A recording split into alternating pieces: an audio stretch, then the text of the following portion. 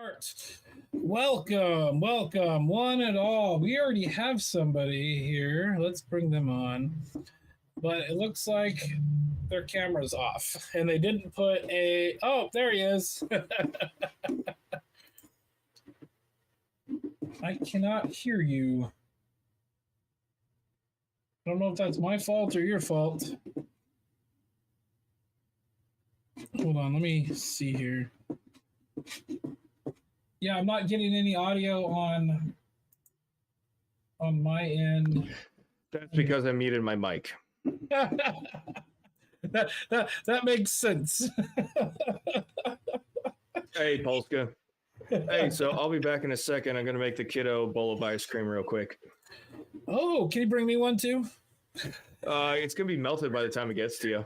Probably. I had to turn my my thing off, my air conditioner off because it was too loud.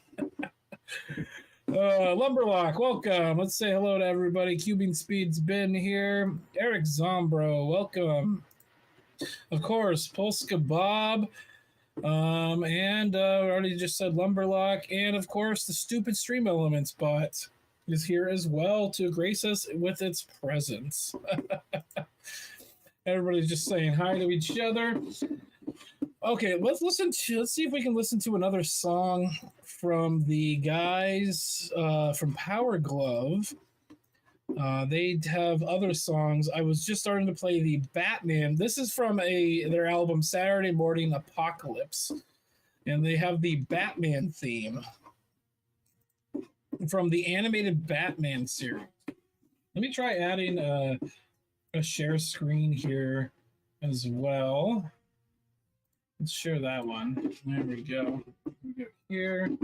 We add that to scene. Let's see what that looks like. Yep, there we are. Well, it only says to ignore it in the thumbnail.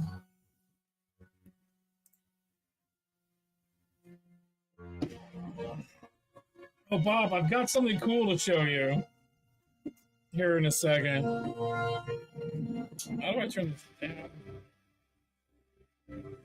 That's a little loud. I'm going to take a note out of Bob's book and just play music the entire time. I'm okay with this. But I got to go get something really quick. Alrighty, I'm back.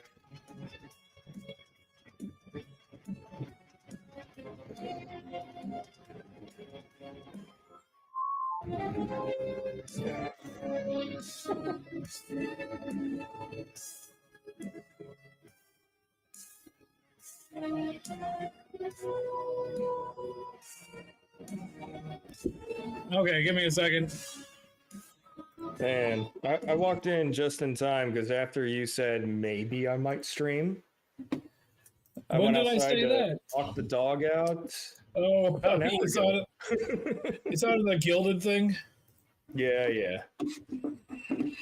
So I take the dog out, my neighbors are out, and we're bullshitting for a while. The dog is hanging out with the kids, and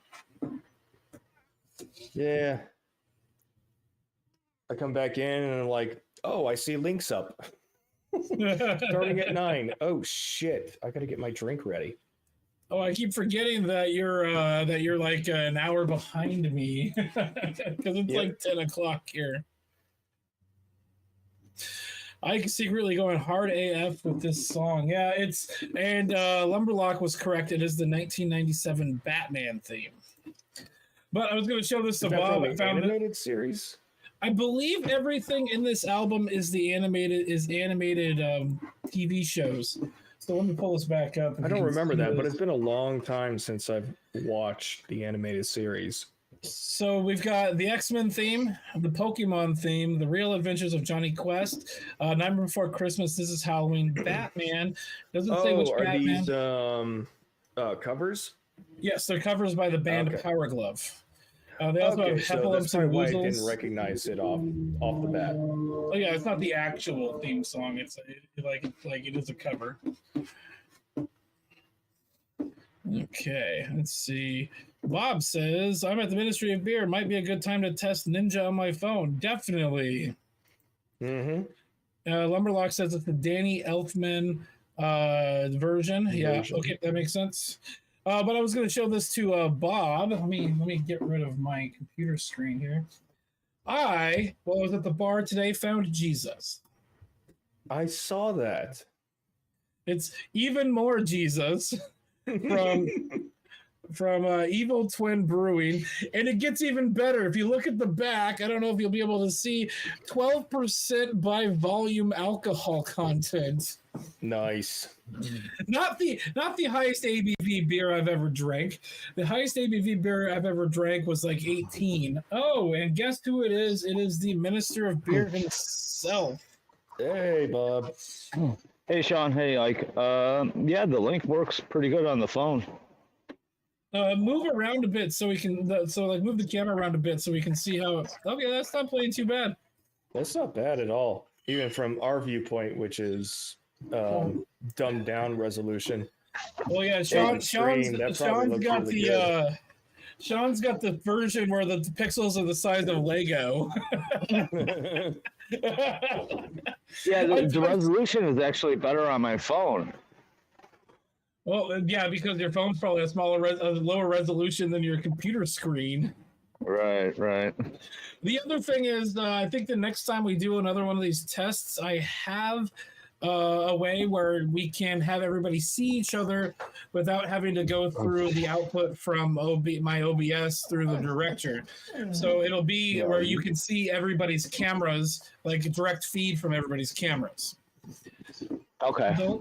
The only problem with that is that it eats up a lot of system resources on my computer. Mm-hmm. Yeah, I think we heard it the last time. Oh yeah, last time. So I don't know if some of you saw the Shark stream. I pulled up the specs, like the alt control delete, and pull up like how much your system CPU resources. Is like 100%. Yeah, it was maxing at 100. And that's the first time I've ever fucking done that. But I'm trying to play a video game and live stream and host OBS or the Video Ninja at the same time. Here's what I'm thinking. I'm thinking about buying a gaming laptop, running the gaming laptop on a separate system from the live stream system, and then everything would work perfectly fine having two systems.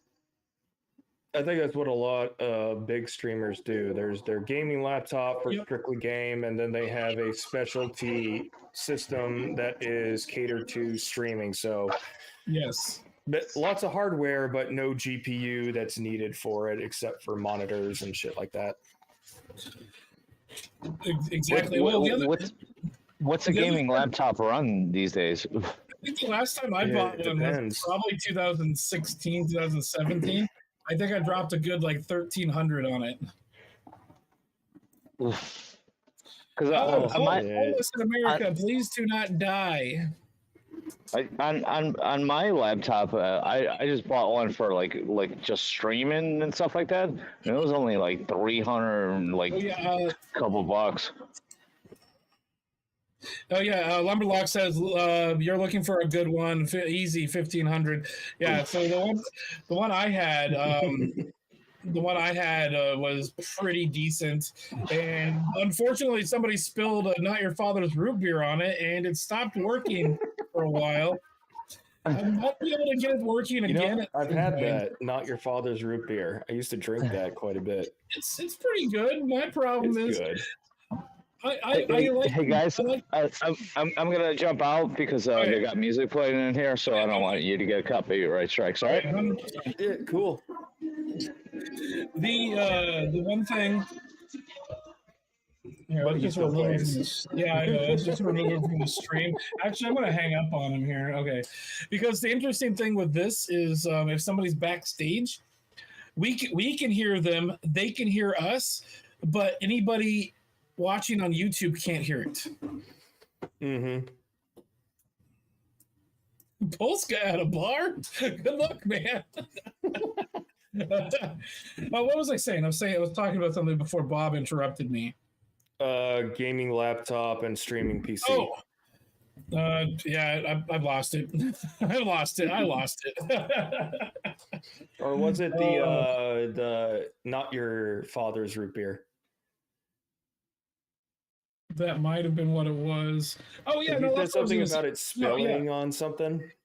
So that's what I was going to say is I try to find beers that are that taste decent but don't taste great, so I can like back when I was in my mid 20s, I used to just drink IPAs, and it wasn't a hipster thing. You can't chug an IPA. It's virtually impossible. That's a take a drink, rest for a little bit, take a drink, rest for a little bit. Yes. Because I used to drink the Sierra Nevada torpedoes. I'm pretty sure you've seen them down there in Oregon. Yes, I've seen those. Why is Unwanted Contriver streaming the stream to us?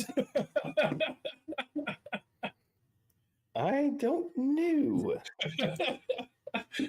That's a little weird, but I like it. It's creating the OBS loop. Hold on. Whoa.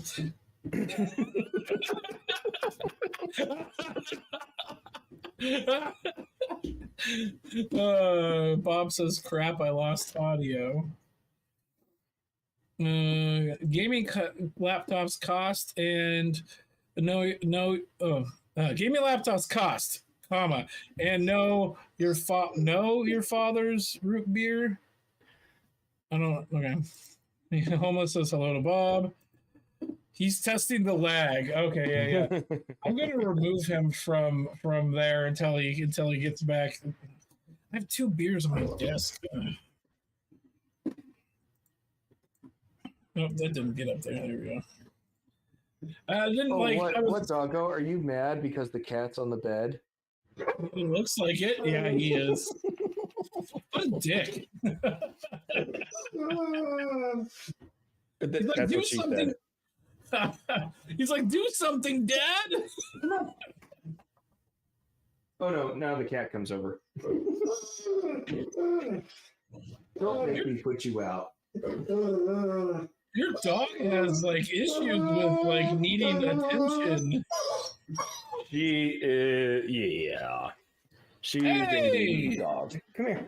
General Sorrow, welcome. Come here. No. SCE is in the house. Welcome. You want to come up?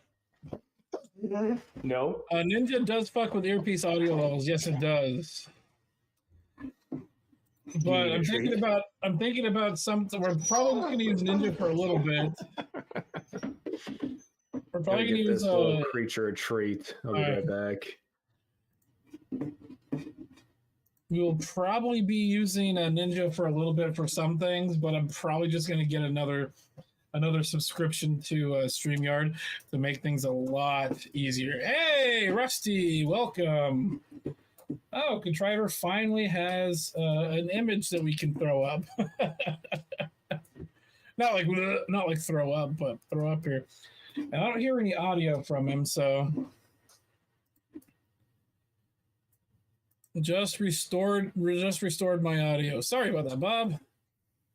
Rusty Rivers. Well, he was the one who said that he was turning it off so we don't get copyright hit. And then he just walked into the bar without turning it off. Yeah, I know. I guess I could have removed him from the fucking stream. Oh man. I was gonna talk about something, but I was gonna talk about something with you, Sean, but it's kind of a secret, and I don't necessarily want to spoil things for other people. Oh, we can talk about that in the after show. I'll give you a hint, mainly because there's a chance that somebody might show up here, and I did post a link in his Gilded channel. Oh, Bingus is here. Should I let that guy on? Yeah, I think I will. And his audio is like kind of weird. I don't know. We're still testing this shit out. We're gonna try to find something wrong with this. I see who you were talking about. Does he even know that we're on now? I don't think so, but Rhino's the one that kind of pushed me to wanting to do Yeah, a you said stream yes. tonight. And then now he's not. I don't even know if he's in chat. He might just be watching. He might just be busy. General Sorrow, AFK a bit. Gotta make some tea. Okay. Bingus, how you doing? Yo, just a sec. Okay, Oh, yeah, shit. take it. Oh shit! I put the camera. I'm gonna get my shit set up. Hold on. All right, here. I'll remove you from the stream while you do that, and then just let me know when you're ready.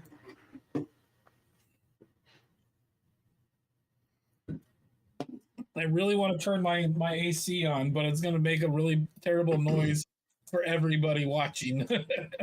Oh, I'm not excited for the summer because, of course, it's getting hotter and hotter in Alaska, but we have absolutely no AC because it's never expected. Oh yeah, yeah. Like I bought the one that I have here because it's also it works as a fan and a dehumidifier. Nice. It's also one of those I ones think I'm gonna have to go get. I'm gonna have to get one of those little Dyson fans that runs silent, but that's expensive. Oh. The other thing I did is I've got one of these days I'm gonna clean the caboose and I'm gonna do like a walkthrough tour because hopefully soon we're gonna be putting a desk right here. We're gonna be putting a desk on this side as well. And then there's going to be shelves on that side over there, and then that side there's going to be like the desk is going to continue all the way to the other end, and so one half of it's going to be a kitchenette area, and the other half's going to be a computer desk. But right up here is the cupola, which is the spot of the caboose that kind of comes out of the caboose, so the conductor can sit up there and watch the train. That's where the bed is. I currently have a fan. We had to put a hatch in there. And like, hold on a second. My phone is pushing a call to my Bluetooth, and I can't hear you. Oh Jesus! And I gotta wait for the call to be over. Hold on. Okay. So if you don't mind, I need to call that one back. So if you don't mind removing me for a few minutes. Yeah, okay, I'll take you off. Make sure to mute yourself. Yeah, there you go. Hey, unwanted contriver. Can I hear you yet? I can hear Bingus. He's doing something, but he's not on yet. Let's see here. Ike looks forward to shoving wood into his caboose. Yes, wood cut to length. I verify Ike has a very dirty caboose. Brandon's caboose wasn't much better after that live stream we did.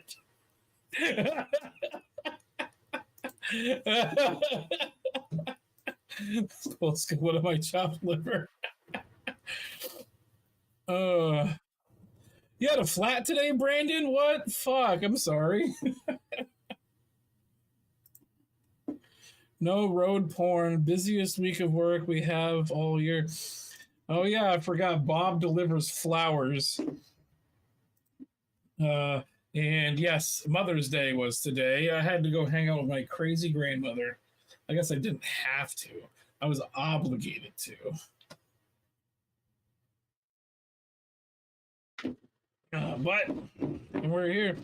Is Contriver just going to sit in the chat, or is he going to say anything? I'll leave him because I think it's funny. Bingus, you ready yet? Contriver, I didn't want to actually disrupt the flow of the conversation. I wanted to actually say hello, but this streaming platform is new for me, and I don't know how to set up my audio settings. Oh, well, that's kind of why we're working with this. I don't know how to, like, are you on PC or phone? Because I could help you walk through that. Yeah, I figured it was audio. Yeah, flats are bad. 68 hours. Damn. Ugh. just got a massive. I'm gonna turn my fucking AC on. I don't care if it's gonna make a really bad noise. It seems to be doing okay. Let me turn this down. Here, let's go over audio settings. I can do that with you. Hold on. Let's share the screen here. I don't know. If Sean comes back, I'm not gonna be able to see him. Let's go here. Okay, so let's go ahead and put that on. Oh, looks like he's back. Hey, there you go. Add you back. Add that back. No. My old man's flying back in from Germany, and now we have the endless screens. Oh no, I'm showing Contriver how to use this stuff. So you've got here. You go to this little gear at the bottom, and it pulls out this really cool sound source thing. And you click on audio sources, and you select whichever audio source you want, including no audio. And then it's the same thing for audio output destination. You select whichever one is what you're going to be using to output to.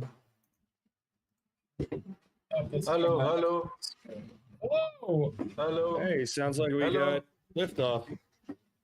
Hello. Hello, we can hear you. Can you hear us? Oh, yes. Yes, we can. Loud and clear. Perfect.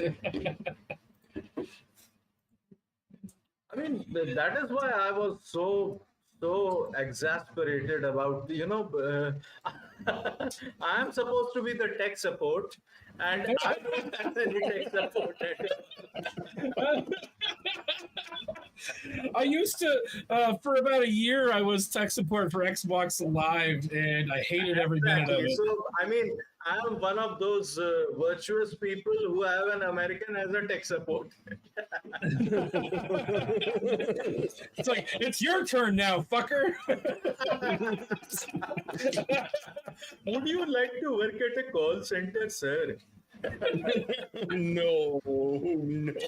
Okay, guys, I'm just going to warn you right now. Things might get really weird because this is a 12% beer, and I've already had a few beers before it. So we'll see what happens. Cheers. Hey, always pregame, right? Well, I was out with my brother. We went to a bar, and one of my old neighbors, I texted him, asked him what he was doing, see if he wanted to join us.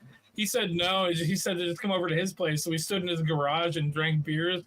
And we went to the pool over in his apartment complex and hung out there for a couple more beers. And then I came here and had another beer before we started. So probably about within the last 4 hours, I probably had about 5 beers.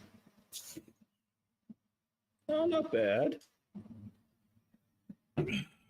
Generally, if I'm going to be driving somewhere after drinking, I try to space the beers out like one an hour. So I got a rule about that. If I drive anywhere, I do not drink.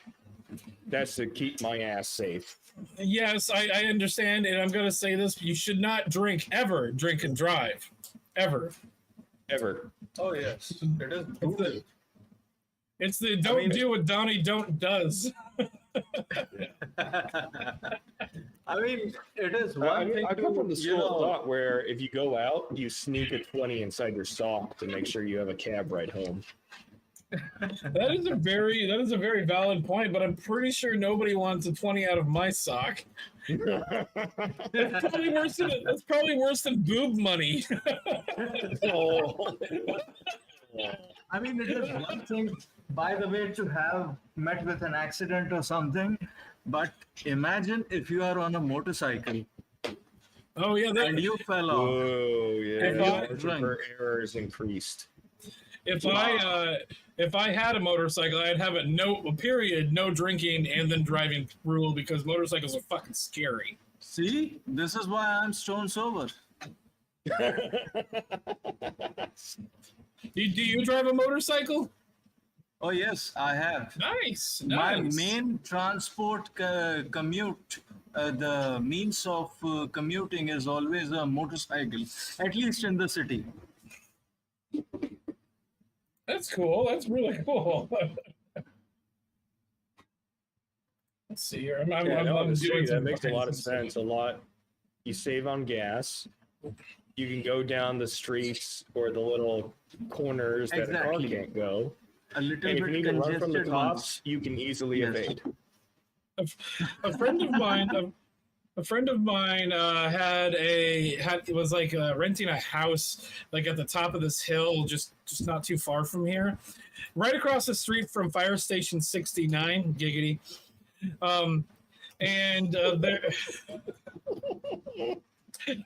There was one day where he was like out in the yard. It was like night, and he heard a giant crash, and so he went down. Shit.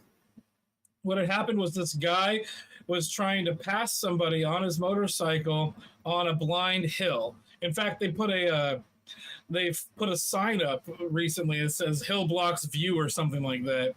And it's also a double yellow, and so for those that don't know, you can't cross the double fucking yellow. It's also, common. Well, it should be common sense. If you're going up on a hill and you're going to pass, that's extremely dangerous. But it was dark out. So my buddy went to see what was going on. He went and talked to the guy in the van. He's like, I think I just hit a motorcyclist. And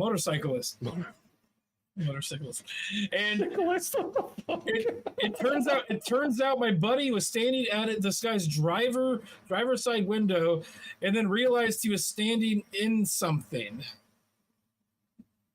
It was his intestines. Oh. But it gets even weirder, because later the firefighters were there with a flashlight, like a giant like spotlight, shining it up into the trees. Oh, looking for the body? He had a passenger that they couldn't find. Oh no. I mean, I remember the horrific accident when my fellow from college actually was racing in the middle of a night in a tunnel road. Okay, now hear this out. His motorcycle got a little bit imbalanced. He fell off, but he fell off in a way outside of the tunnel road that one of the handles of the motorcycle was inside his stomach. Oof. Ah. Ugh. And this is what I have seen. The samurais actually used to do some sort of a harakiri and, eviscerate their own intestines. It was like committing a self-suicide. Yeah, seppuku. Seppuku, or even harakiri as we call it. Mm-hmm. It actually happened right in front of my eyes. And these were the days when we only used to have that Nokia CDMA mobile phones, not even 2G connection. Yes. He has the Nokia that you can't fucking destroy, that meme or whatever. Oh yes, Nokia 1100. Oh my god, I'm so surprised. I never destroyed any of them. The many times I drop it because of how heavy they are and the battery packs. Oh yes. This is my last phone. Look at this shit. That looks good. Oh, it's all like I don't see. I see it now. I saw it on the. You can't see it because the pixels are the size of Lego. No, I did see it just before. Like the light caught it correctly, and I started seeing the spider web on it. Outlaw. Well, first off, welcome to the stream. The link is either in the description or it's the pinned comment in the chat.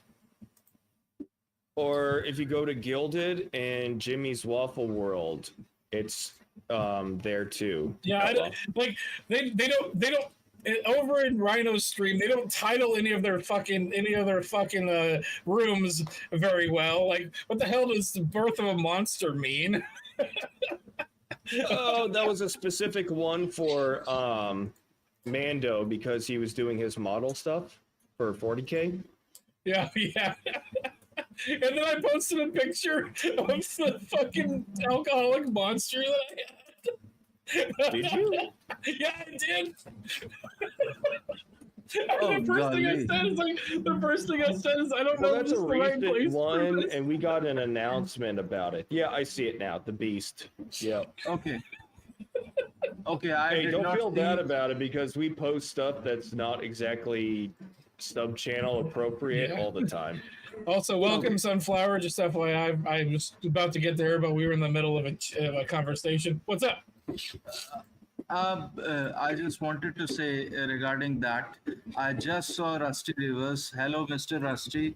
I did not see the comment because I was preoccupied with the supposed audio settings of this one.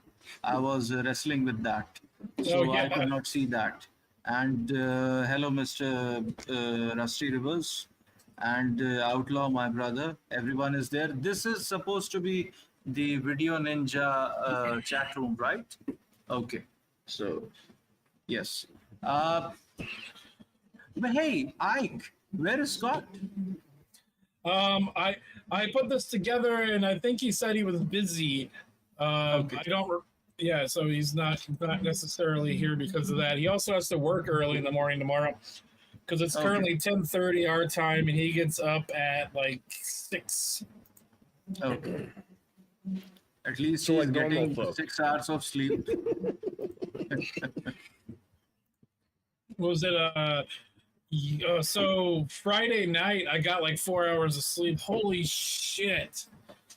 The last 2 days, not like the Friday and Saturday, was fucking insane. I ended up on Saturday. I ended up getting like a trench toe because because it was so hot and I was walking around. I was wearing my Romeos, like these shoes right here. These shoes right here, and it was not good. Oh yeah, that'll Like, do it.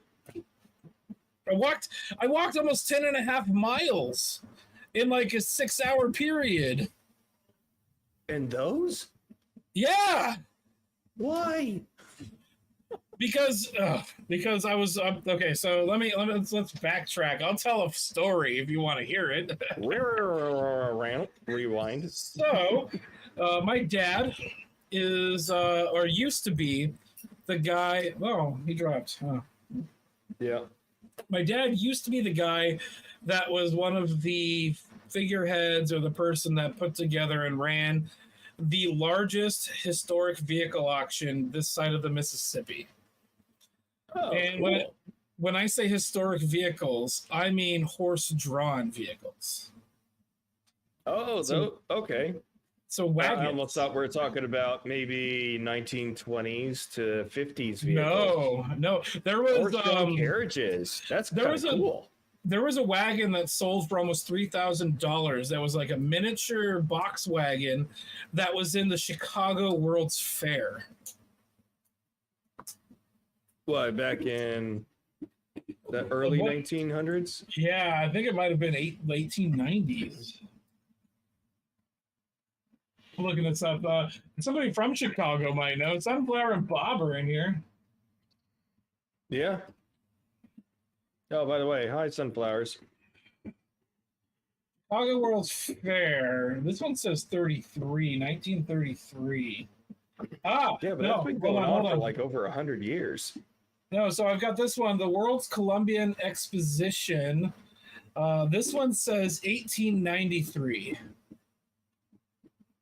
So it would have been the 1893 Chicago World's Fair, I believe. But the fact that it is still in existence, not It's decrepit, and somebody maintained it. Somebody kept it in a very well. I'm sorry. Let me do this. Say this the right way. Somebody kept it in a room that was like had like temperature control. I'm pretty sure of it, and all of climate that. control. Climate control. Oh, have a good one, unwanted contriver. Thanks for stopping by. He's going to his office. Happy Mother's Day. Okay, just getting through everybody's chats. I'm trying. So on my thing, like you've used the social stream chat. I know you're going through them like how you told me not to. Oh yeah, I just want to make them all green. So let's Friday so they don't just do the wagons. The wagons last like maybe 2 hours.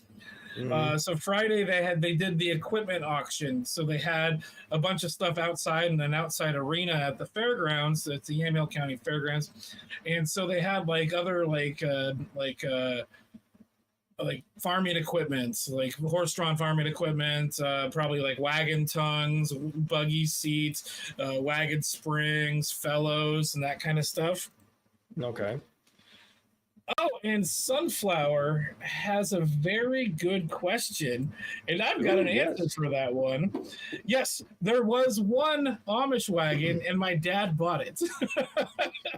Like a new one or an old one? It's old, so it's kind of got like this. It wasn't really good condition, and he bought it for like $350. That's cheap. That's fucking cheap as shit. Because you would think something so vintage would sell in the tens of thousands just because of age. The problem with Amish buggies is they're not necessarily vintage. They still make those. No, I know. All right, guys, let's try this. Can you guys hear me? Yes, we can hear you. Yes, we can hear you, Outlaw. The other thing is, I am so freaking tech illiterate, bro. It took me like 10 minutes to figure this out. Oh yeah, it took. Guess how long it's taking? I'm fucking tech literate. Guess how long it's taking me to figure it out? 4 fucking months. Oh my god. Yeah, the UI could use some work, but you know what? Definitely. For free, you can't complain. Well, yeah, no, for the price I pay to use this shit, yeah, I'm not gonna fucking complain on it. Yeah. So the interesting thing about here, I think I have a picture of the Amish buggy. No, I don't have a picture. I have a video on my phone of it. So here's what I'll do. I'll pull it up, and then I'll make myself full screen so everybody can see it. But while you're doing that, Outlaw, so I saw your video on how to make content, and holy shit, I did not know there were so many just like phone apps. Oh yeah. That did that you can use as like a suite to make your recordings and presentable. Mm-hmm. So good on you for putting that up, man. Yeah, so when I first got into this, and I've been doing this type of content now for a little over a year, about a year and some change, like maybe year and 4 months, something like that. I had to do it on the phone that I had at the time. I just had to use what I had, which was the phone. So I experimented and you keep going. I hear a child in the background. So I was just hearing that too. Me? Well, Maya? No, he can still hear you. It's on Sean's side. He's just wearing his Bluetooth headphones, so you can keep talking. So I had to use what I had available to me at the time, which was the phone, and so I got crazy, went on and looked for all kinds of apps that could make this work, and I experimented around and found out that Power Director works probably the best out of all of them that I've used. Yeah. And then, of course, to use Power Director, what I had to do, I had to first record what I was going to say and then put that as like an MP3 file into the editing stuff on the app. And then to make like avatars and the logos like you guys see here in the Outlaw logo and all that, I had to use photo layers to make the logos and make the Hooters female chick and all that. So all that's made from scratch. Everything that I do on this channel is made from scratch, made on these apps on my phone. So one of my biggest problems with the editing software that you described was, yes, it's free, but when you export it, they put a little like overlay on it, and that just pisses me off. Yeah, you kind of have to pay to unlock that feature to take the watermark away, and yeah, it's stupid. my thing for anybody that's starting out and wants to do video editing on computers is there's a website called Humble Bundle, and sometime around November, like around there, they always have a video editing bundle. There's this editing software called Sony Vegas. They actually just sold. Sony sold it to a different company. I don't remember what the other company's called, but they will have available the software. You can get this $150 software for $25. So, and it's like there's so many like online tutorials, video tutorials on YouTube on how to do things. Like I've been using it for probably 5 years now, and I've owned 3 different versions of that software. I still don't know everything. I look shit up. I look shit up to fucking make the shit that I make because I don't know everything, and I'd like to, but I don't. Yeah, it's like StreamYards too, right? You know, using it for free like I do. Yeah, that big ass watermark, like in the top right hand corner. That's one of the things that I like to try to do is I want my output content to look professional, to sound professional, and having that watermark just irks me. Like I know that it doesn't matter how the message is getting out there from some people for some people, but to me, if somebody has something that just screams I don't know what I'm doing or I'm not paying for this, in the back of my mind, they just drop down a couple pegs for being able for somebody that I would listen to. And it's not bad, like they're not wrong. It's just how I like to run. I like to make my stuff. What's the term? It's you dress for the job that you want, not necessarily the job that you have. And so that's kind of how I try to set any live streaming or video stuff that I do on the internet. That's kind of how I try to set it up. I try to set it up to make it look as professional as I fucking can and make it look like something you probably see on either cable access or slightly above cable access and go to MTV. Yeah, I mean it's that's true too, and eventually I guess I'll be able to graduate from having to pay for not pay for stuff and get back to more of a I guess more of a quality type streams and all that good stuff. But yeah, I have to make do with what I can use right now. Nobody's judging you for that except for me. Oh yeah. Oh yeah.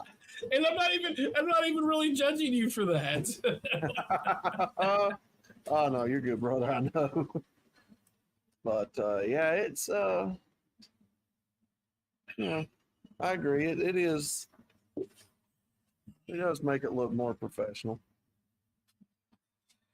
Like one of the things that I want to do is I want to try to make and design I have using Video Ninja. I have a setup in my OBS where I can make it look exactly like Video Ninja, but with my own branding, and I have more control over everything.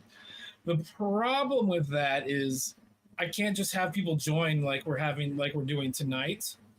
Like we're doing tonight, because you have to preset it up. Right. And my brother has a really cool functionality that he put together, and he came up with this really great design for using Discord in conjunction with OBS to make it look like StreamYard. And the one thing I'm trying to get is I want to get Discord to have a functionality that can be implemented into OBS that you can do the background like I have like right here with this cool background, and then I can put all of the cool logos and stuff on, then have things like swipe around like in Discord, like in StreamYard.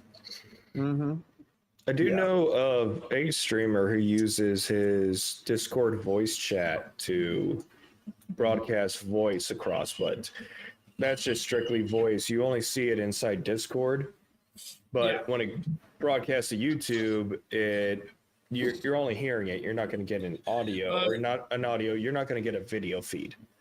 Discord has a website you can use to implement essentially talking heads is the best way to describe it in OBS. Yeah, but So it what looks it'll like be- StreamYards with people who don't have camera on. It's exactly what it is. Yes, you're right. So my brother came up with this idea, and it's a genius idea. You do a screen capture, and then you do separate screen captures for each section of the Discord frame, and you use mats. You use like black and white mats to mat out everybody but the one person. And you just have them, and you can move them and use them for whatever the hell you want. And I'm like, that's fucking genius, and I'm gonna steal that. The problem is That's the Skype idea? no, this would be using Discord. This would be Discord. Oh, okay. And he uses it. He uses it on his podcast. What is it called? It's Game Mechanics. So they all work or used to work in QA, quality assurance for video games. And they did a QA for Amazon before Amazon decided they wanted to stop making video games. Not that anybody knew Amazon made video games. I know. I got New World that I barely touched, but I probably should actually look into it a little more. But and so now my brother works for Intel. I don't know if I was supposed to say that. you know what? Probably not a bad company to work for. No, it's not. They have their home base here in Hillsboro, Oregon. Oh, hey, Cubing Speed, welcome back, and also thanks for just doing the drive-by liking. I'm going to go out and drain the lizard, so to speak. I'll be right back. Okay. I don't have enough left of my drink to demand a refill yet. So yeah, just give me a couple seconds. I'll probably pick up another drink on my way back, and then you guys hold the fort and talk about whatever. All right.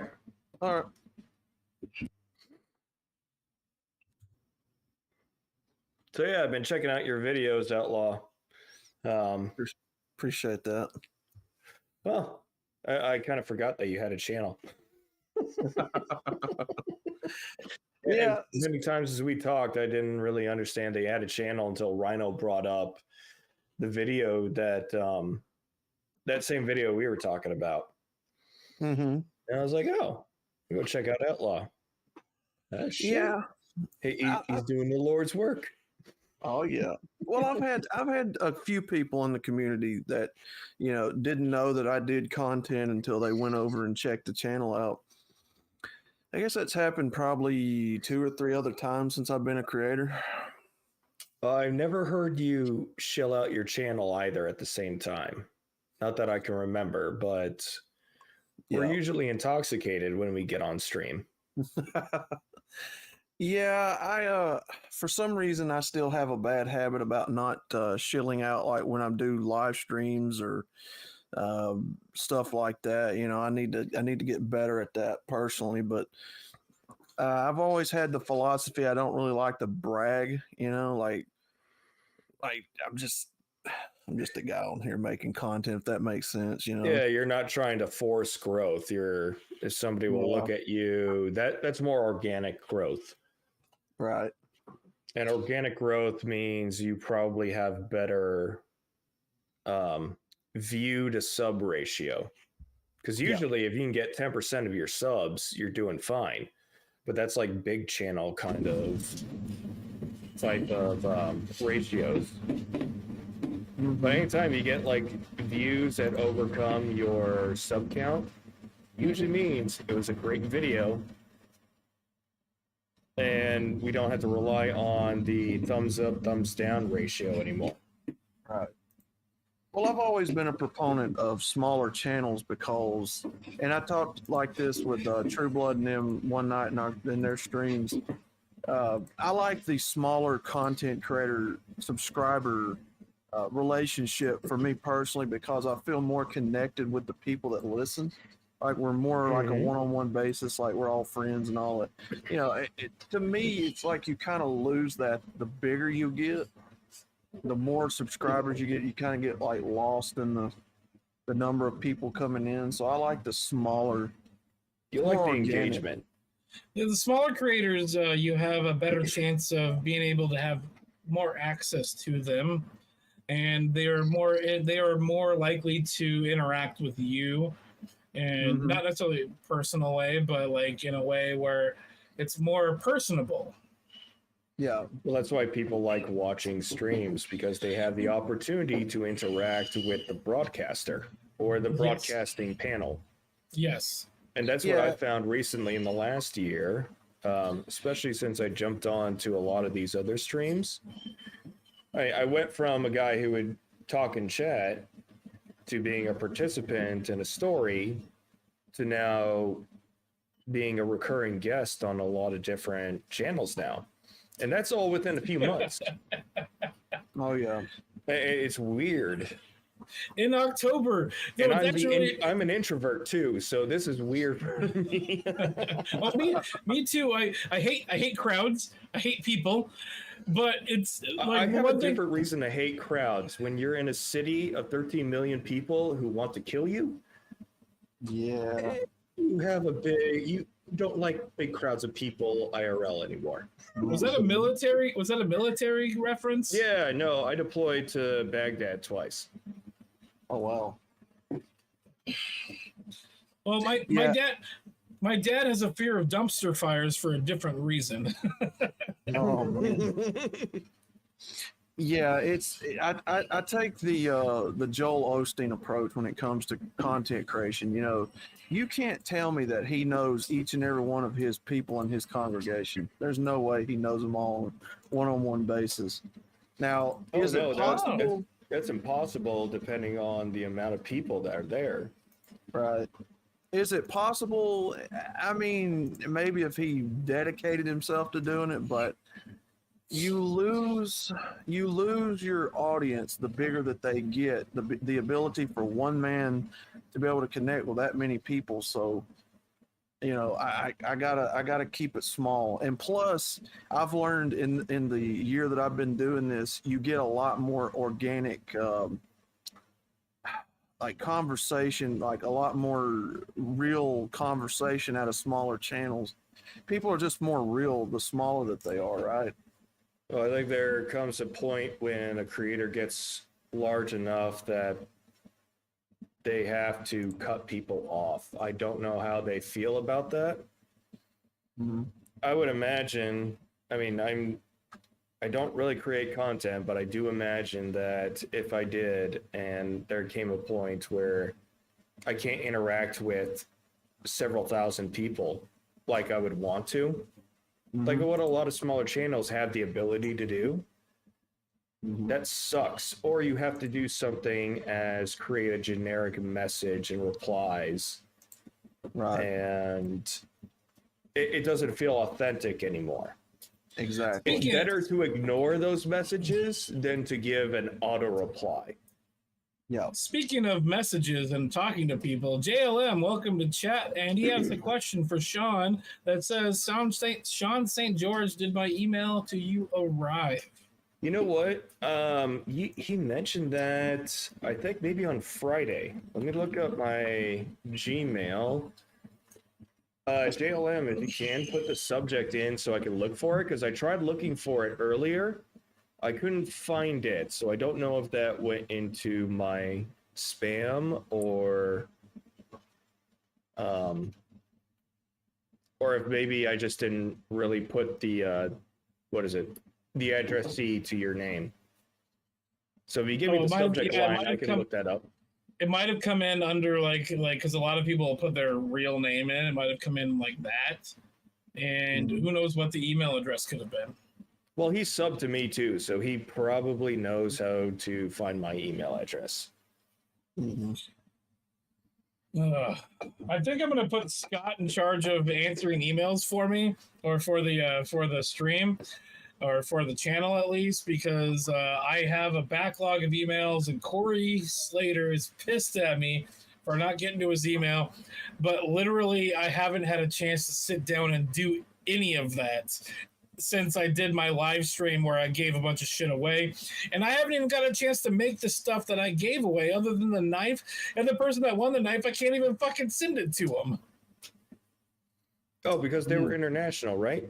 Yeah. I mentioned my uncle and a buddy from high school. I don't know if that's going to come up in text. Outlaw. Oh, hold Yes, on. sir. I think I might have found it. JLM, do you have a 1970 in your email? Oh, he says I can maybe add something to it and resend, but we'll give him a second. He might respond to that. Well, I'm looking for specifically JLM. But I did a keyword search, and I think I might have found him, but I'm not going to spoil the rest of his email. Says it's in the body, not the subject. Then he said yes, probably to the number that you gave. I got it pulled up right now. Oh yeah, because JLM and I were talking about we have well, he's got family up where I'm at. Oh, cool. So I did get your message. I'm looking at it right now. Nice. He said my dad set that email address up. JLM, are you like 7? Are you like 7? It's a cool address. It'd be nice to share with the rest, but I ain't gonna do that to you, man. I'd like to hear just because I want to know what the joke is now. But I'm not gonna. I'd like to hear it, but I'm not gonna ask for it because that's a little rude. It's like asking for somebody's phone number when you don't have permission. Hey, JLM, after this, I got it pulled up on my Chrome tab. So after the stream's over, I'll respond to you. Okay? Sounds good. Like, yeah. Is it AOL asking for a friend? Oh, I mean, we give Rhino shit about having a Hotmail address. Oh, my Jesus Christ, God. really? Yes. Jesus. JLM says okay. Oh man. I'm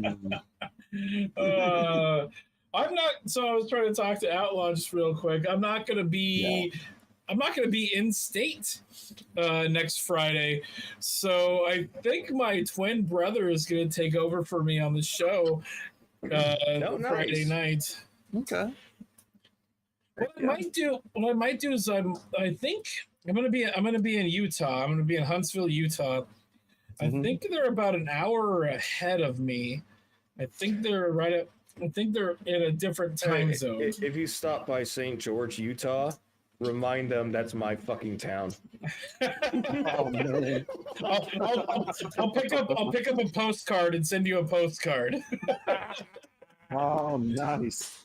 I literally on the console of my car have a book of stamps that's half empty because I did that drive out to Chicago last year for the Chicago MGTOW meetup, and I was buying postcards on my way back and sending them to people.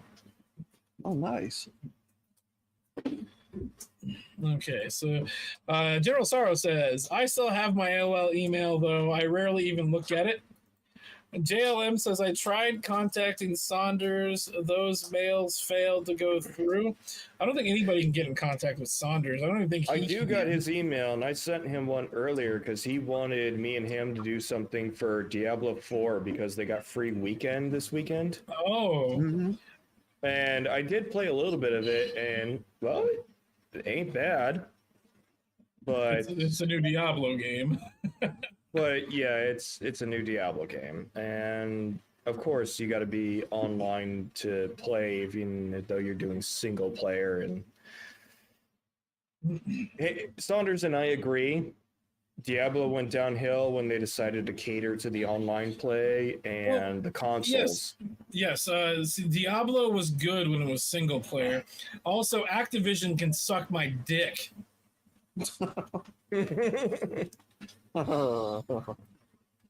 Seriously, just seriously, they can suck my dick. Yeah. Well, I've been a console gamer my whole life, so I've never been a PC gamer. But I like the advantage of a PC better. When it is night and day difference, doesn't explain how great it is to game on PC. I love PC gaming. It's just that I have to have an Xbox controller because there's just some games that are better on controller than on mouse and keyboard. Yeah, First-person shooters are not one of them.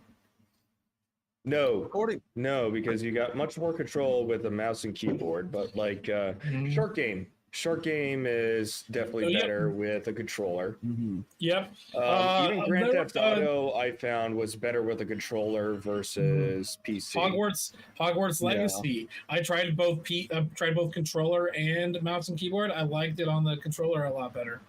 Mm. Or like any game where you need sensitivity, like in movement, because like on PC, you have WASD. It's not like you can press W to crawl forward versus left thumbstick. You can barely touch it and creep. You can buy touch sensitive keyboards specifically for I know. that. Yeah, I know it's an option, but that's probably as much as the controller is. You fucked your shit up again, Ike. Uh-oh. I was trying to show you my keyboard, but I apparently unplugged my fucking camera. Come on, man. Cable management.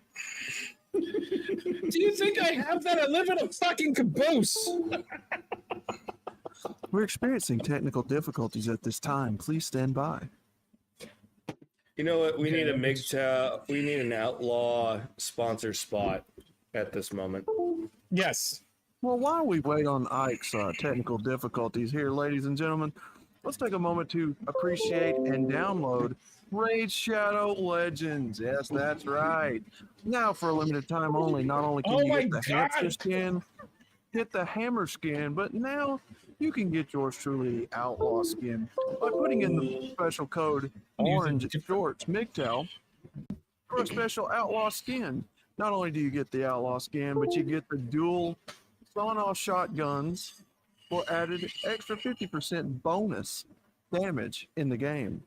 Raid Shadow Legends, ladies and gentlemen, please download, use that MGTOW link. Let's get in the game right back into this stream. I'm surprised that Raid Shadow Legends hasn't discovered you yet for a promo. Ike is back, and Bob is here. Also, I was going to show you the keyboard I use for gaming, and it literally says a word I've never heard before. It's called a Kensington, and it's something that I inherited from an old roommate from the roommate that he left it in his room, the roommate that we sued and we were on Judge Jerry. Yeah, Judge Jerry. Hey guys, can you hear me? I'm just using my phone audio. Yeah, we can hear you. Loud and clear? Yeah. Yes. Well, George, that actually... Can you hear Madonna in the background? Nope. No. Nope. Okay. Well, George, that actually started out as a running gag between me and I think the first time I did that on your stream. Oh yeah, I asked you to, or either Scott or I asked you to do it, and actually, I was the mastermind behind it. Across ours and the Redonkulous Regiment. Oh, that'd be awesome. Okay, guys, here I'm going to be a little candid at the moment. I'm going to show you guys a picture of my cable management. Nice. Oh my god, that is awful. I also have the world famous S'moreos. Mm-hmm. What the fuck is that? Oh. I bought them. I've only eaten 2 of them because they suck dick. What kind are they? S'moreos. They're s'more flavored Oreos. Oh. Oh. Oh, so hey guys, can I ask you a question? Outlaw and Sean, you specifically, how do you guys like the Ninja app for streaming? Well, on my end, since I'm not the host, I don't know how bad it is. But as a guest coming in, the only gripe I have is the view that I get is the downgraded resolution. But when it goes to stream, which is the important part, the resolution is going to be at 1080 or whatever's designated by the broadcaster. Pretty much So similar. right now, it looks like I have 480 resolution. I believe that's what it is. There is a way I can force like 1080, 60 FPS. Yeah, but that's going to tax your resources. It's going to fry my fucking processor. I don't need to see you clearly to talk to you. True. The alcohol is going to do that eventually. Anyways, the problem is I'd like for you guys to be able to see the chats that I put up. Well, I was gonna. I would have is an easy way to set up an avatar when I join the room, because I know I could set up an avatar before I join the room, but I don't know how to do it afterwards. So I don't know if there's an easy way to do that. The way you do it afterwards is there's the gear at the bottom. You click that, and then default avatar placeholder will be right there. So I don't see a gear at. Okay, hold on. Default avatar. Oh dear fucking god! How did I miss this? So similar response. I do help desk. How did I miss this? So similar response from me, Paul Skabob, that he said, but basically, I guess the only gripe that I have besides the resolution would be that I can't see chat. So I have to keep the YouTube page open to be able to read the chat. But other than that, it's working for me so far. Really great. You know? Well, yeah, you kind of have to have a second window open and shit like that. Normally, how we normally just fucking do StreamYards and stuff like that. It's not that big of a deal, but the video resolution is a problem for me when I'm watching Ike play Man Eater. Yes. I'm watching the YouTube stream right now of Ike streaming, and it's crystal clear for me. So I can also read the chat while I'm there too. So it looks really good on the YouTube end right now. Like very good. There is a way to see YouTube chat, but you need to be given administrator level roles or privileges to do it. It's literally just a link that I'll send you, and I think only 2 other people than me have that link, and they're in the stream at the moment. I mean, it's no big deal for me. I don't have to have it. I can just pull up the YouTube page and read the chat, so I'm fine. Yeah, the only issues I'm having is backing out right now. Just close the tab if you're on Android. And you're probably on Chrome. Just close the tab. I'm gonna hang up on the stream. No, yeah, push the hang up button. Push the hang up button. Dude, there's a hang up button. Yeah. There he goes. So there is I think JLM said they blocked Sunflower and they didn't know how to undo it. But also I think General Sorrow further down is gonna get you already got it pinned. Yeah, also General Sorrow is going around about it. But General Sorrow asked, so the cable that I have for my camera, I wanted to get a really long one. And it gets knocked around because, especially if I'm like moving the camera, that cable has an issue. But also I think the port on the camera itself has an issue. Oh, no. And it shouldn't be having that kind of issue for a camera I spent $600 fucking on. Is it direct connect to the camera, or is it you insert the cable into? It's so I have a USB type USB micro type cable plugged into the side port on the camera. Well, yeah, USB micro, I've always had problems with. It would take me a like long time to wear one of those cables out, but like my son, he fucking wears them out within a month. C is a much superior cable. Yeah, well, he actually can seat, hold, and it can bend around and not fucking fuck shit up. I found my better cable. It's behind the Sega games here. I was gonna try to put it in, but I don't care. Let's do that next or before next stream. And next stream, I'm gonna try to do the one where instead of sending you out the OBS output, I'm gonna set it up so you guys can just see other people's cameras, and I'll see if maybe that I don't know if that'll run better, but I think it will make it better for you guys to see what's going on and be able to hear what's going on. All right, I'm gonna take a piss and be back, man. Okay. Hey, Bingus, how's it going? Uh-oh. Man, I just nice. I think he's a robot. He sounds like a robot, at least. Oh, damn.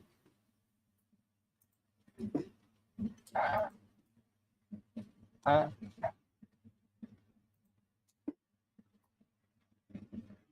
gotta figure this out. I can barely understand you. I can okay.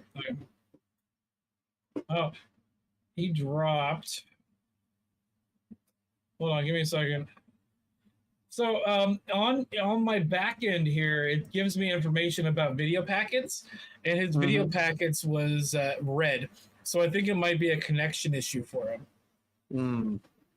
Okay. The interesting thing about this software is anybody and everybody, I can pull up as much information. I can pull up a lot of information from them, and it's kind of scary because if somebody's using their cell phone, I can pull up how much battery they have left. Oh, that's oh wow. Yeah, I know, it's a little scary. Oh, damn. The other thing about cell phone is I can also control what camera I'm seeing. That's a little scary too. You know what's interesting about that? What's up? Is any other software like StreamYard, they have access to that too. Oh, damn. But they don't give access to the person that's running the stream, but the software and the people that run the software have access to it. Very interesting. So next time Bingus shows up, I'm going to change his camera just because I can. And I hope he's wearing pants. Oh, damn. Oh, God. Oh, man. And he's back. Hello, sir. Now we can't hear you. Try this one more again.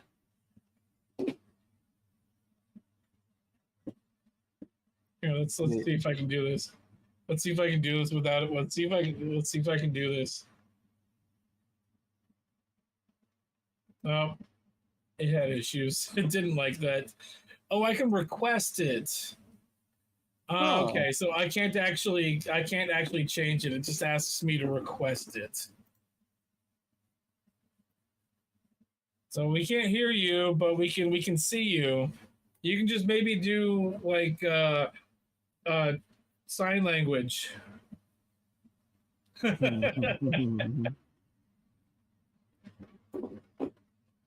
What is he doing now? Hold on, let's pull JLM off because this is great. Oh my god, I don't know. I love this. This is awesome. Let's see. Let's go to audio settings. I think we can fuck with his audio settings too. He's got a wired headset, so let's go to wired headset and hit request on that, and see if he selects the right one. What the fuck? Now There it is. Holy fuck! There it is. But it also sounds like, yeah, we can hear you. Sounds fucked. Yeah, it's fucked up because it's like. Oh, my god, man! This is the same shit that they tell me on the help desk to warn about our customers about doing brute force MFA spamming and hope and pray somebody clicks yes. Did you say F to M spamming? MFA, multi-factor authentication. Oh, okay. I thought we were talking to male to female. No. So because credentials are easily stolen, but with people with MFA, they need to get an approval in order to log in. Oh, cool. But Mr. E is in chat. If you keep spamming that, eventually the people will go, okay, approve. And then now their network is compromised. Oh. Brute force is one way to do social engineering and hacking, because a lot of hacking is just social engineering. When I worked it's not like the DOS days using ipconfig or using commands to connect to a network. It is social engineering somebody to grant you access, and you go, oh, okay, IT said so. Oh my God. Yeah, no. The interesting thing is when I worked for Microsoft, what some people would do is they would call up the Xbox Live support, and they would glean just enough PII from somebody's account from like the agents that weren't as good or newer, and then get just enough PII to be able to access somebody's account to like remove something or do something, or have access to have an agent have enough information to have access to it. And all you need to do is it's very easy. All you need to do is find that one shitty agent, and then it's all over. And then you have a compromised secured network. Yeah. One of the reasons I'm a semi-professional magician, and one of the reasons I got into doing magic or magic tricks or bar magic is I've noticed social engineering, and magic uses a lot of social engineering. And so if I come up to you at a bar and I say, hey, do you want to see a magic trick? As soon as you say yes, we're in a social contract to allow me to lie to you. And there was one point I was showing a card trick to somebody, to a group of people, and this girl was like, oh, I saw you do that move. And I just stopped and I looked at her. I'm like, you must be fun at the movies. Mark Ruffalo can't actually turn green. You and I know for a fact that I can't fucking know where your fucking card is in the deck, because I have to use a different way to do it. And it's all just entertainment. If you're not entertained, go the fuck away. Nobody likes a spoiler on a good trick. What was that, Bingus? Yeah. I was wondering, do you know how to make a fucking samurai sword or something? I do not yet, but I can find out. The guy that taught me how to make knives. The guy that taught me how to make this knife, which is still a work in progress, he was on Forged in Fire, and when he was on Forged in Fire, he got to the final two, and he made the Hattori Hanzo sword from Kill Bill. Nice. Bro, too bad he didn't win. Well, dude, it'd be so sick if he made a whole set of katanas, wakuzashis, and the other sword after that. He made a whole set of it. The one thing that we're getting, and we're hopefully going to be getting it soon, is a really expensive trip hammer. And you need a trip hammer to make Damascus steel. So 1,000 layer, 200 layer Damascus steel.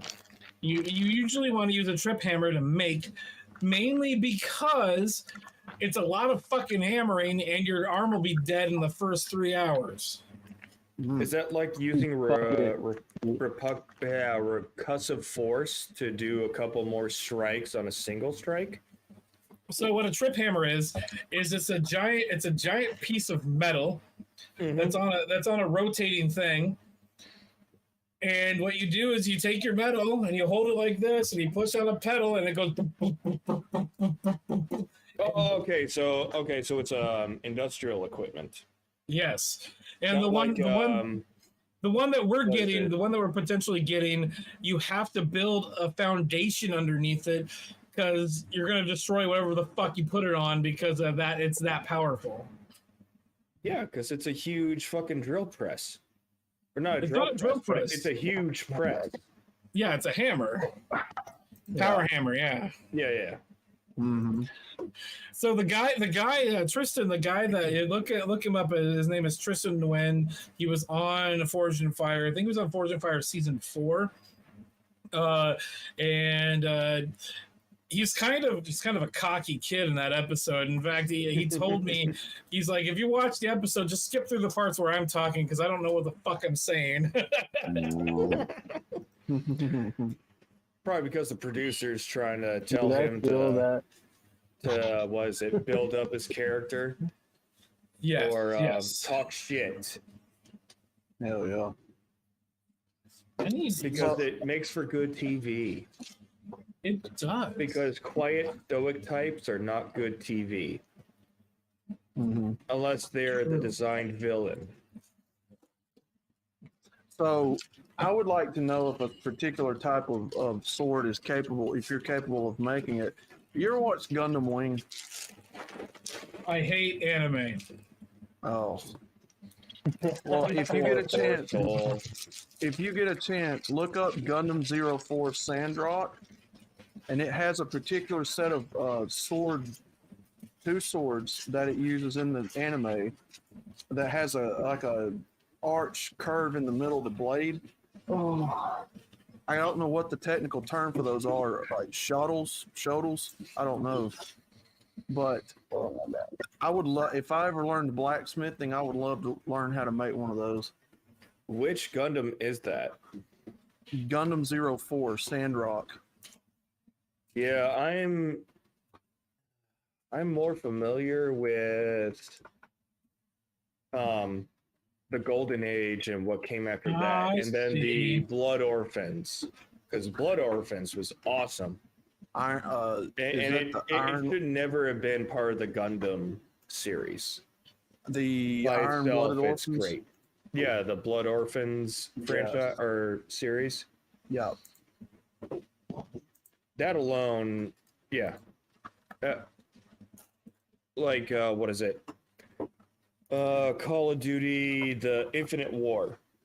It had no place in being a Call of Duty game. Mm-hmm. But if it was not a Call of Duty game, it would not have gotten the scrutiny that it did, because everybody hated that game. And I'm like, this isn't even a Call of Duty game. I know it's Call of Duty trying to go futuristic, but it should have been its own separate thing by itself and not involved in the Call of Duty franchise. And that's the way I feel about Blood Orphans.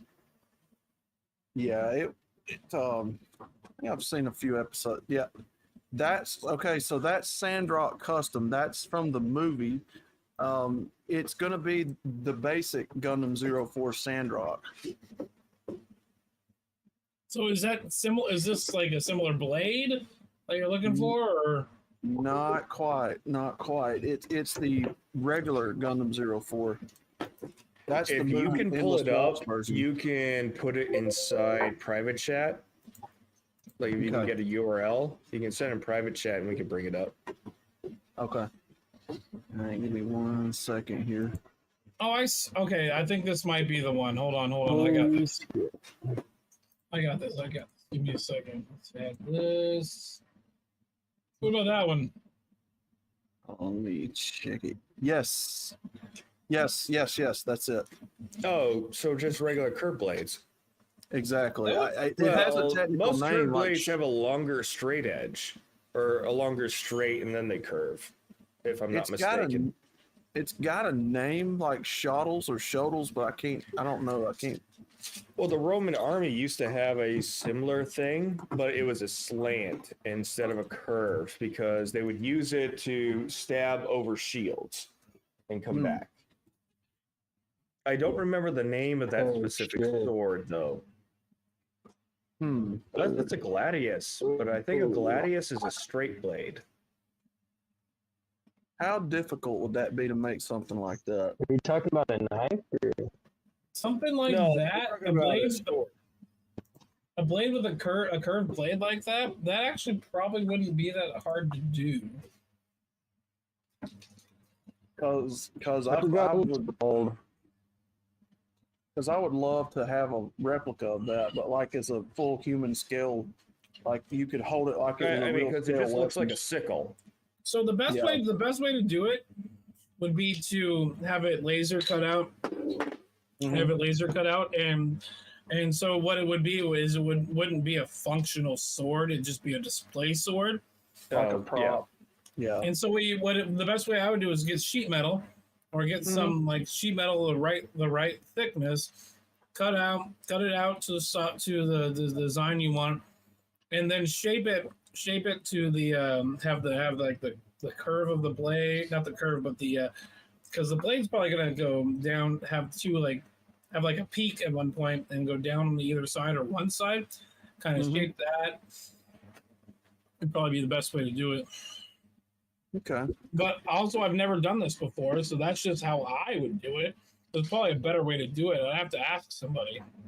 What's the most elaborate thing you've made on the blacksmith table? Well, not table, but on the forge. In the blacksmith shop, the most elaborate thing I think I've ever made was right outside this door here is a handle to pull yourself up. And that took a little bit of engineering to do. Actually, let me rephrase that. Is that because you have to do bends and you got to make a bend without breaking the whole contraption? No. That actually wasn't that hard. It was so you had to when you're making something like so the handle has the two flat parts that have the screw holes in them to put it onto the wall, and then from the flat part it goes up and then curves in and then goes to the twist for where the handle is. And so you have to actually do it in sections. And so you make the first part, and then you got to think about what you're going to do next, and then do that part, then do that part. And then from here, start flattening it out, rotate it down, rotate it out. And so the first part you do reverse from the second part. But something, I have one of these. It's a troll cross that I made. One of the first ones of these that I made was probably the most complicated thing I've ever done. And I want to make another one of these with a twist in it, because this twist is kind of like rotated this way. It's like this way. And I want to make one of these that looks better than this one. That's cool. What was I doing? I might have to use the bathroom here in a second.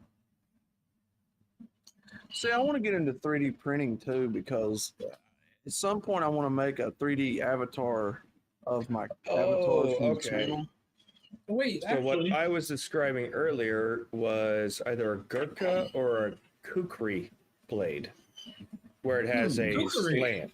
Yeah. Yeah, that one. Yeah, no, JLM put it in to chat, and I looked it up, and I was like, oh, okay. Gukra is also, I guess, maybe just a different name for Kukri, or just different cultures with the same blade. Yeah, it is that one. I think that's what I was thinking. I don't know. Gladius just came to mind in my head at the time. I'm like, I think this is wrong, but thank you to chat for correcting me. Heck yeah. My friend was here right now. He'd know all about this shit.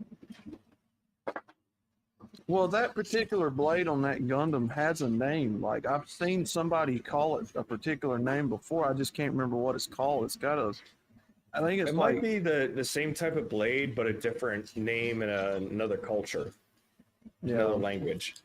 It's like a curved blade, right? It's like it goes like that, and you kind of hold it like that, you know? So basically, like the blade, it's like a hook blade. Right. So basically, in the anime, it's what's called a heat blade. So the blade heats up real hot, and then it'll cut through the enemy mobile suits, like a kind of like a what they call a beam saber. I'll be right back. Lightsaber. Yeah. So that Well, it's basically we're not talking about we're not talking about the plasma. ones. We're not talking about the like knuckle ones where you can like punch and like slice, like freaking that one dude in Naruto.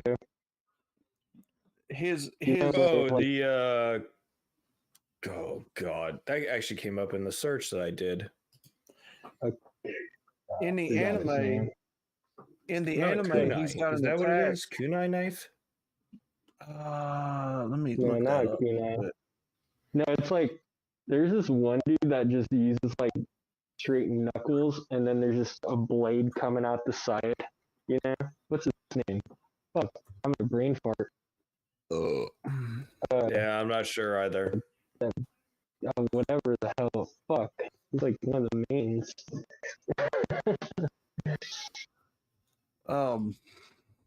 But in the show, You know what? I bet you chat knows. Yeah. Chat always comes to the rescue. let me see. Yeah. So in the anime, he's got an attack because he's got two of them. The Gundam will squeeze the enemy opponent with those two blades, in the arch part, and then it'll heat up, so it'll cut through them, and it's badass. So I think they're called like heat blades or heat Well, shovels. they probably or something. have, because they're so large and thick, they probably have a rod that goes through them that heats up the sharp edge. Yeah. And then, well, it's the same way. Like if you can find a way to get an electrical rod to go through a blade, you can turn it into a heat blade, because you can, depending on what you use as the rod for it and its heat resistance, you can make it super hot so that it heats up the blade around it and it can cut through things. But whether it can cut through metal, that would be tough to make with modern tech, because you need an outer shielding that can withstand the internal heat and not break the blade as you're trying to use it as a weapon. But of course, it's anime, it's fantasy, rooted in some reality. So you'd be better off with like a plasma blade if we're talking about reality, because we can make them. It is extremely expensive to even test them for experimental purposes. Oh yeah. What are you snacking on there, Ike?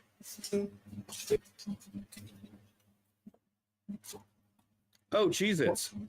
Well, that's kind of why I've always liked the Buster rifles and the energy like guns on them shows, because I don't know, to me it just seems like something we could create, like it would be feasible. Well, you can create a replica, not a usable or practical thing, but a replica, yeah. JLM says a plasma cutter would work. Yeah.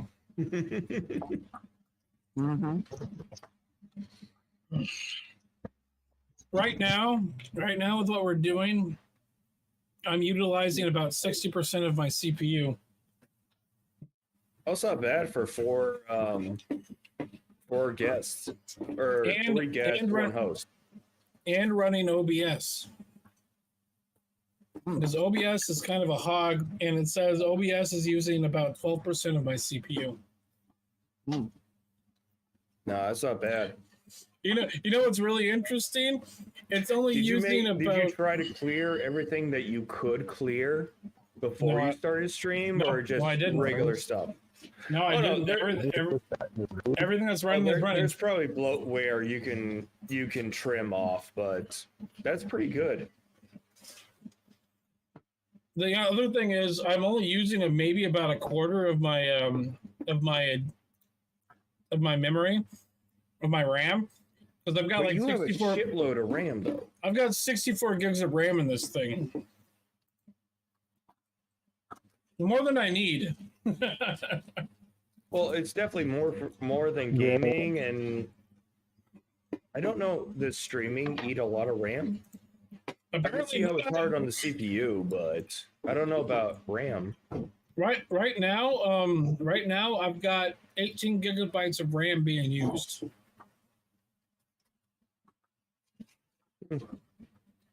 Oh shit! Yeah, that's what I need to do. I need to upgrade, or I need to put some more sticks on my side, so I can take advantage of the full dual channel. So my motherboard has 4 slots for RAM. I'm only using 2 of them. Oh, but you maxed it out already. But the motherboard's maxed at 64, and I didn't realize that when I bought 2 32 gig sticks of RAM. Had I bought 4 16 gigs, it would have been more efficient. Yeah, but it's also too expensive to just go buy 4 16 sticks right now. The other thing is, if and when I upgrade this motherboard, I now have 2 32 gig sticks of the DDR5 RAM that I can put into another motherboard if I have to. Wait, I can't remember if it's DDR5. I think it's 5 or it's either 5 or 6. I can't remember. I don't know what's the highest one you can get right now. Well, I think 6 is only in GPUs for VR RAM. There are some motherboards that support DDR5. I think the standard is DDR4. You would have to look at your motherboard specs from the manufacturer to check. I'm running DX Diag right now, and I'm not seeing anything about. No. Look up your motherboard model on the vendor's website. It'll tell you which generation it supports. I don't know where to find that information because it's on my brother's account that I bought on Amazon account that I bought it. So I'd have to pull the computer out and look at it. Oh no, you don't. Hold on, I'm looking it up. Oh, I can just search. What's my motherboard type? Have you guys seen that AI robot Sophia or whatever? Okay, run MS Info 32 and run. And then you take that model number and take a look at what your specs are from the vendor website. Processor, system manufacturer. Where do I find that? Wait, guys. Under motherboard? Oh, Lord. Oh, there it is. Baseboard manufacturer. I found it. It's an Asus Prime. Okay, I got it right there. Prime Z390A. Oh, shit. I can't stand it. I gotta go. Can't stand what? What can't you stand? I just farted, bro. Oh, Jesus! He's got his mask on.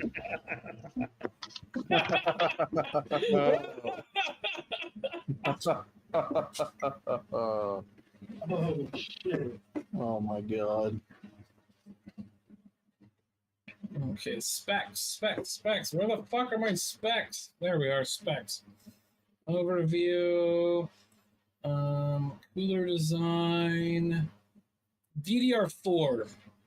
So I've got 216 gig. That's up to modern standard. So it can't. I think DDR5 is not standard yet. You're going to find boards that do have it, but I don't know how many commercially available ones there are. No, Alex, welcome to the stream. JLS has a suggestion, a Z690. Who's JLS? JLS or JLM? It's JLM. No, he's around on all of our streams. Yeah, he stops here all the time.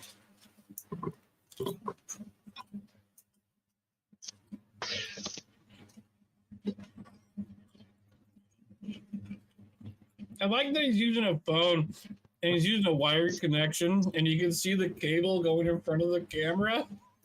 Oh my god, you fucking roasted me. Yes, we are.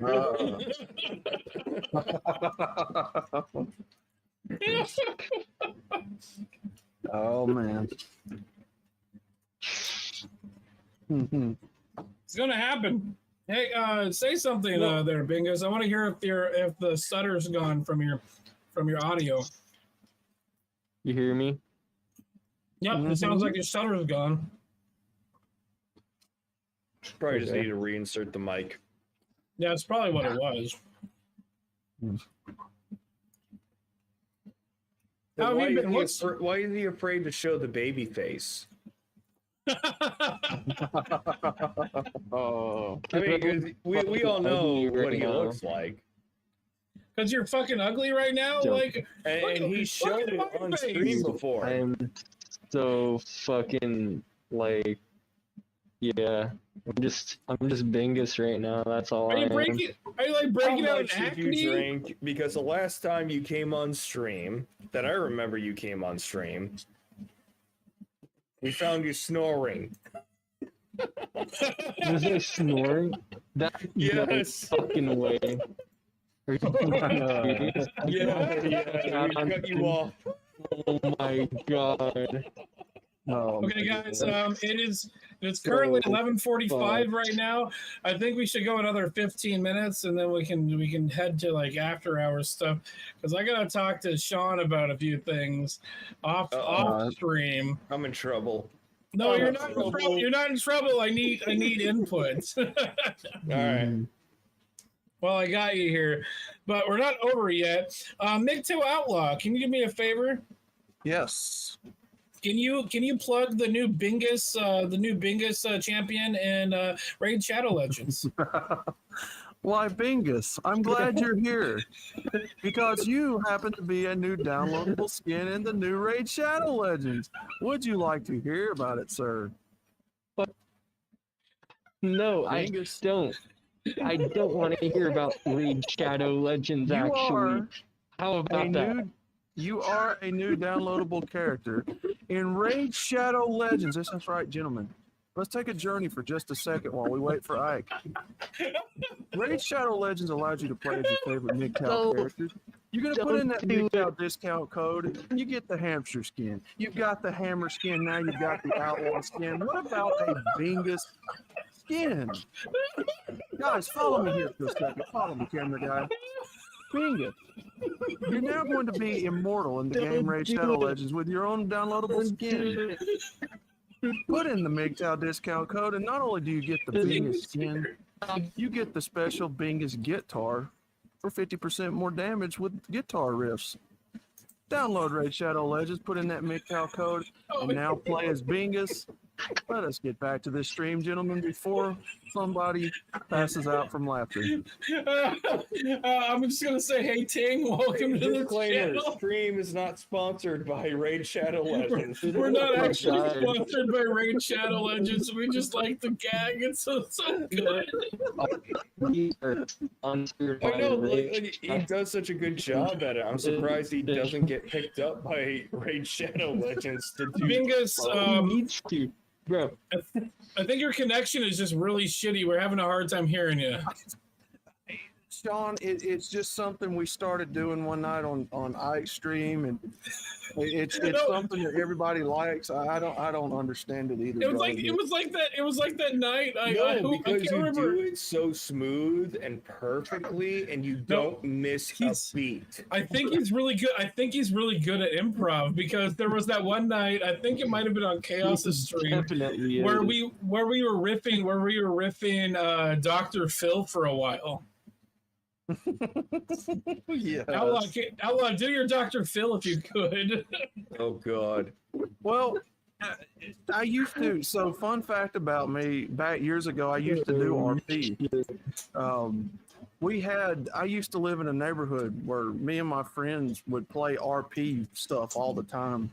So, improvising, coming up with stuff off of my head, it just came natural, right? You're really good at it. So that's kind of what I do with this channel. I kind of just talk off the top of the head and go with it. You know how many times people go through like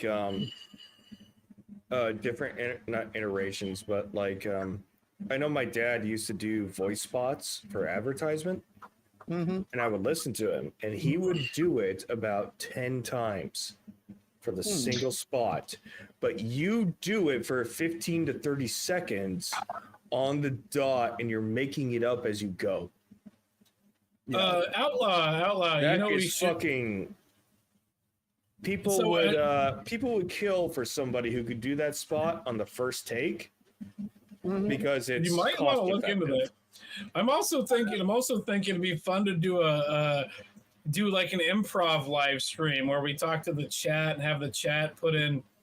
We can play improv games and the chat gets to put in like the things for whatever. Have you ever actually done any actual like live improv before? Chat would engineer a destruction. It would be hilarious. It would be hilarious, but they would engineer it to make sure that we do the most outrageous things possible, or say the most outrageous things possible. Yeah. That's kind of the idea. So it would be like whose lines it anyway? That is no family friendly stream. Oh, hold on. We can do it like whose line it is. We can do it like whose line it is anyway, and Sean could be our Drew Carey. Oh my god, yes. Oh, that would be awesome. Yeah. So we have a moderator. Anyways. God, I missed that. So we have a moderator. We put somebody as a moderator, like Sean or somebody else. Yeah, you want to be the Drew Carey? Heck yeah! No, I don't want Drew Carey.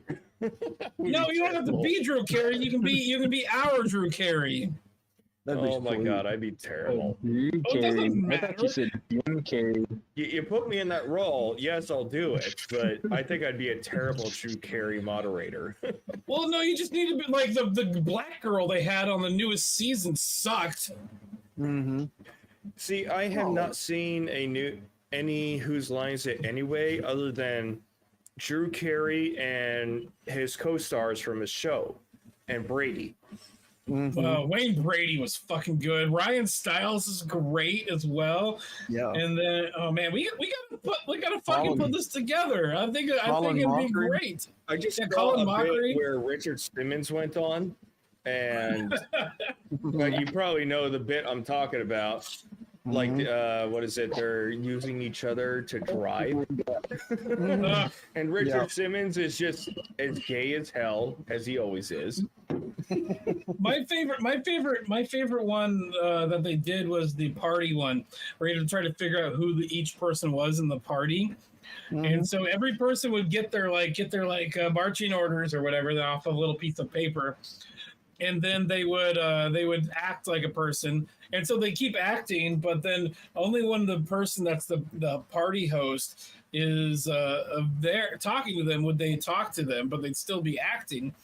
I think this would be a great fucking thing that we could do. That would be a lot of fun for everybody. Oh Heck god. Heck yeah, I'm in. No, I admit I'd be terrible improv, but I'll give it a shot. I'm decent at improv, but we don't have to be good. No, so well, that's the whole point of improv. It's to be terrible. No, the only thing that matters about it is if anybody and everybody's having fun. Yeah, especially the audience. Yes. Who gives a fuck about the audience? Is to make the audience laugh. Yeah, that's it. And it would be great. And we can do it like online improv with Whose Line Is It Anyway? Holy Heck shit, yeah. That's a show. Like that's something I think we could do. Like we're making fucking ideas here tonight, guys. Let's do it. I'm game. Well, you're familiar on the production side all the of time, doing bro. actual shows. You guys so Oh, Bingus is in. I'm down, bro, with ideas. I always like when they made up songs like Ryan Stiles and Colin Mocker would make up songs. I can't do that, but I think it'd be fun if we did a section of the show where we did like freestyle rap. We can find people that can do that. Oh man, Like that'd be Okay, great. no. I'm too white for that. I was gonna kill Me it. too. Way too white. I can't rap for shit. I I can't. can't even repeat rhyme lyrics as good as. I think we got something here. I think this might be good. So the most important part about this is not the logistics about how to get it to go. Is what should we call it? Online improv? Nah. The torture show? The torture.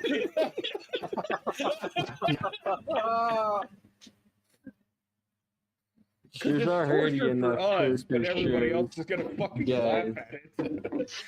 Guys, It might enough just be torture cringe the entire time. We can call it cringe improv. Cringe improv. Oh yeah.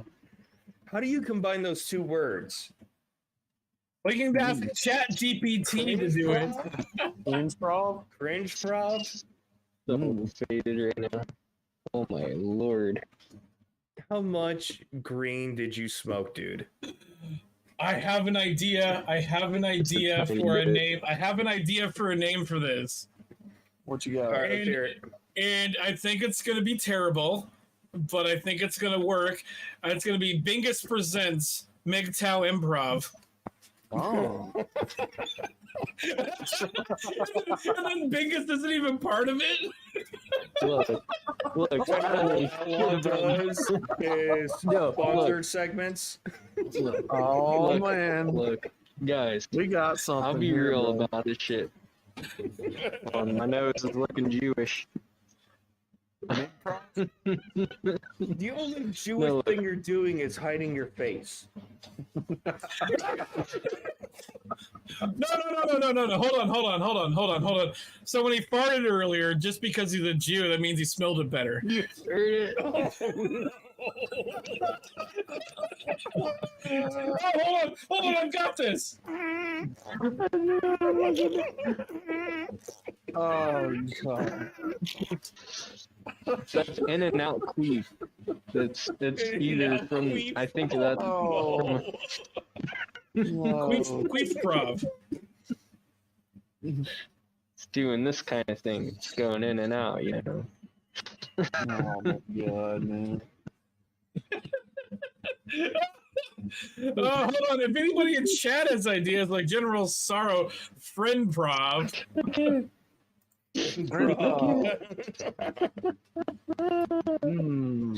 No, we can call it this. We can call it something like this is improbably a bad idea.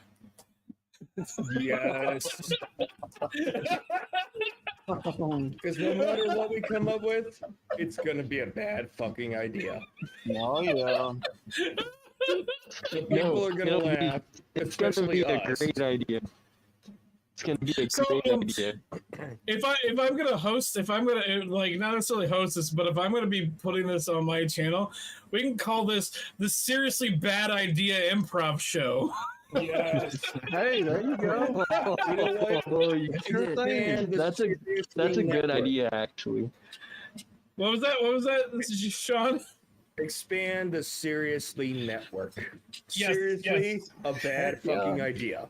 The seriously bad idea show. Heck yeah. We Oh, I got could Seriously actually- podcast, then we can do Seriously music, Well, we've got Seriously comedy.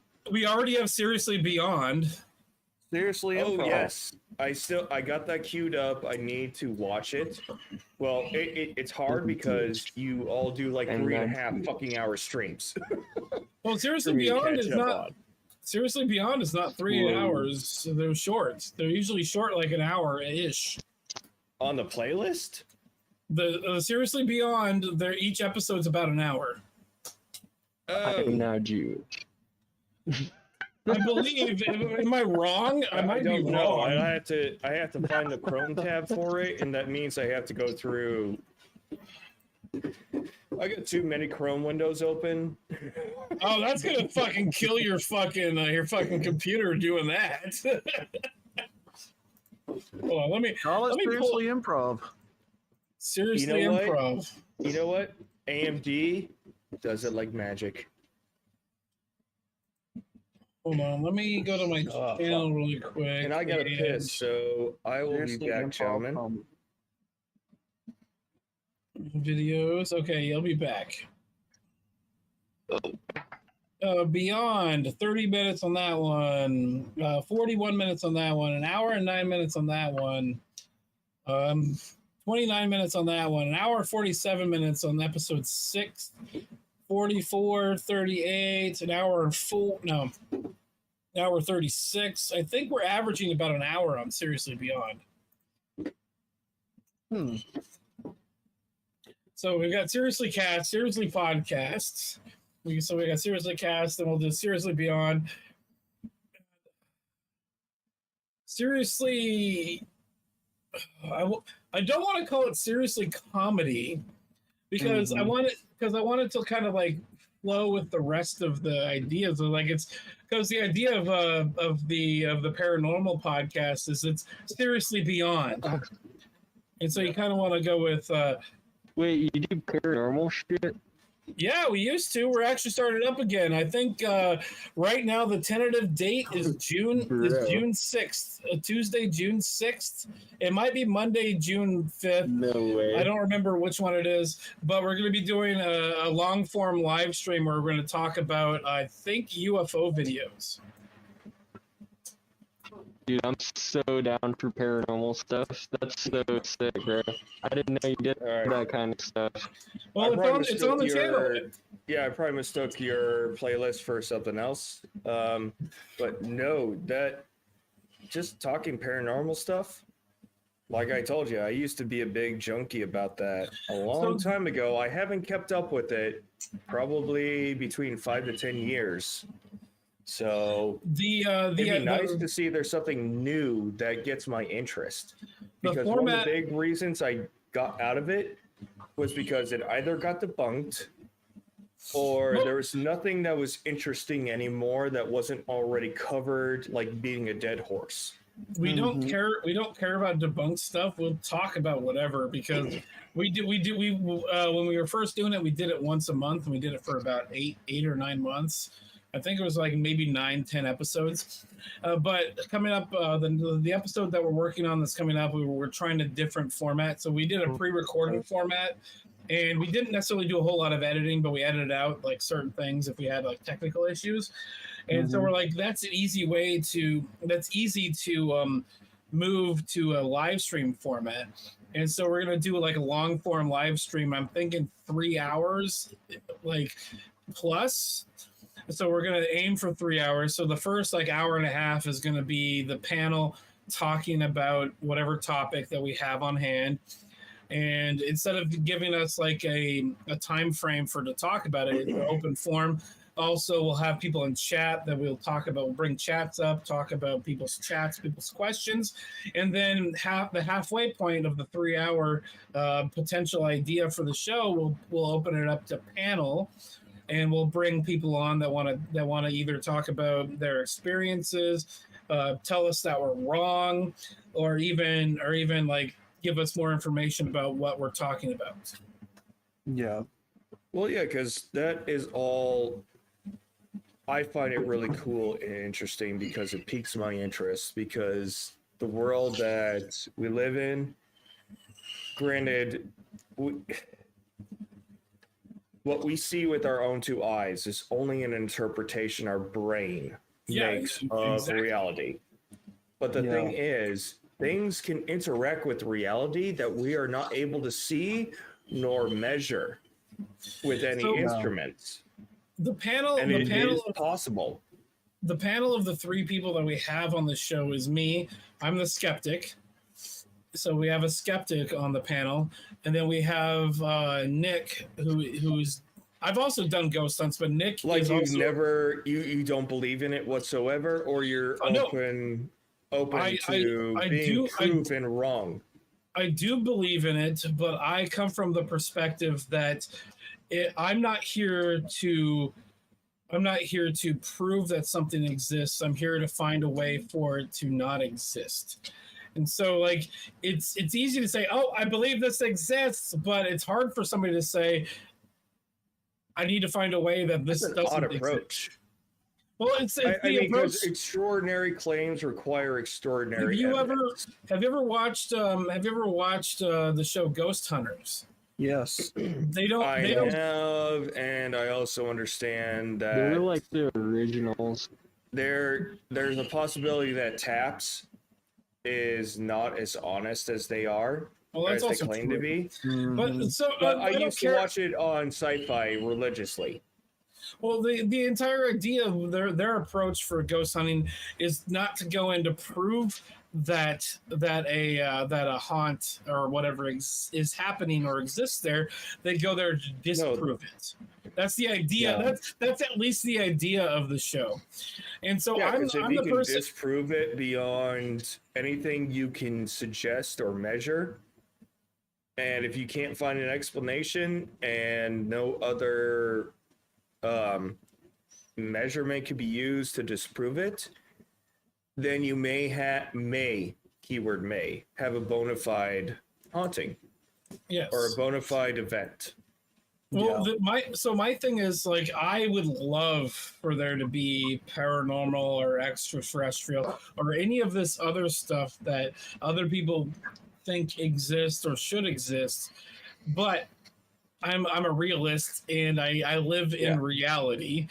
Well, it doesn't help that channels like the History Channel, Discovery have bastardized the paranormal research genre. Yes, exactly. So I have on the panel, I have Nick, one of my good friends, who is a person that's done ghost hunting before. I've actually done ghost hunting before as well, but he also has a lot of information and is very up on cryptids. And he's done a lot of research himself on a bunch of that stuff. And I think cryptids is a lot easier to prove than ghosts. Yes. Because what we also know, prehistoric creatures come out of the woodwork every so often, every year. Yes, exactly. So, like the coelacanth, they thought was extinct for years and years, and then they found some. Let's say the camp. Can you remind me what that is? It's a fish.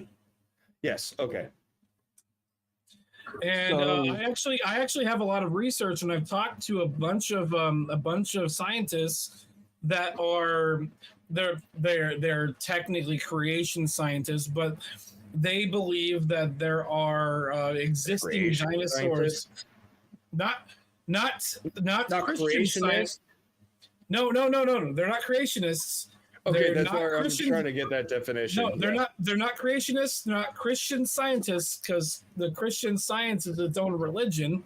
They're creation scientists, and so they use the Bible. They use the Bible as their like starting point, and they try to find evidence of biblical animals. Yeah, or so biblical like beings. So when I was in high school and pre-high school, I used to be involved with this thing that happened in the Pacific Northwest called the Creation Conference. And so it's scientists that are creation scientists that use the creation mythos as their jumping off point to try to prove certain scientific phenomena. So, like saying the Canaanites, the original Canaanites, how they were giants. Yeah, they talked about giants. One of the guys that was the pastor of my church. He actually had a doctorate in he was a really smart guy. He did a lot of research on radiocarbon dating and how inaccurate it actually is. And so I actually have gone in and I've sat in on like 3 or 4 of his lectures about how radiocarbon dating isn't accurate at all. And I've never heard of the explanation. I understand I understand the term. I don't understand the concept of radiocarbon dating. I probably couldn't explain it right now, but it is a measurement of decay of atoms over so the idea is It's so yeah, that's exactly it. And so like you can measure the decay, and the decay is usually at a steady rate. And so like Usually, one of the but unfortunately, yeah you would even probably say that this is a variable. Environmental factors can accelerate or decelerate. So one of the other people decay. One of the first, I'm gonna interject here. You know, and like we can have this conversation later, but I want to just keep going with the other thing. No, we can table it for another discussion too. One of the first times I went on Rhino stream, I watched Rhino stream. They were talking about like giants and that kind of stuff, and Rhino was talking about Kent Hovind. Mm-hmm. One of the people that showed up to this creation conference was Kent Hovind. I've actually had lunch with him several times. I've met him in person at least 12 times in my life and have had conversations with him. And Rhino was like really surprised that the people in his chat actually knew who this guy was. Was this when we did a little bit like supernatural stream? Yes. It was not long ago, about 2 months ago. Yes, that's when I first started following Rhino, and I was surprised. I'm like, had I known, I would have fucking gone on and talked, because I've actually talked to Kent Hovind because he was using that as like a major point in his fucking chat. I've met the guy several fucking times. Be off topic for his streams, but I know who he is. When he's trying to do something not black pilled because shit is going to shit, he'll flip it around and do a subject matter that I guess he knows a little bit about. I mean, I've only really known him for like the last 3 or 4 months, but yeah, he's got a wide variety of either interest or expertise. All right, so just to backtrack, so MGTOW Outlaw, you were trying to say something just real quick, like while Sean was talking. What was that? I'm familiar with Kent Hovind because I've actually been down this rabbit hole many times. I watch a guy named Aaron Raw, who has tackled Kent Hovind's stuff before, but yeah, I'm familiar with him being from the religious world. So, yeah, he's I think he had a museum, and then I think he got like he was one of those guys that knew that taxes were illegal and didn't pay his taxes, and he spent years in like federal prison for tax evasion. But this is funny that you guys bring this stuff up with the paranormal and all this. So one of my hobbies that I still do, and I used to do before I became MGTOW and a Red Pill content creator, I used to do urban exploration. And, I love that kind of content.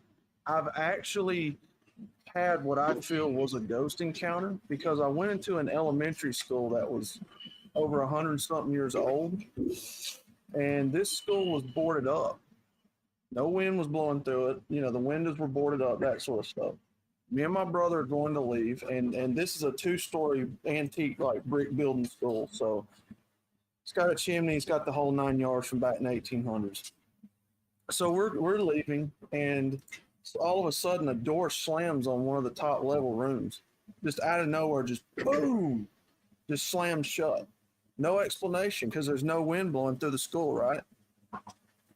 So we got out of that school, and one night because we ran a shop across from this school because it was sitting and abandoned like across the road or whatever.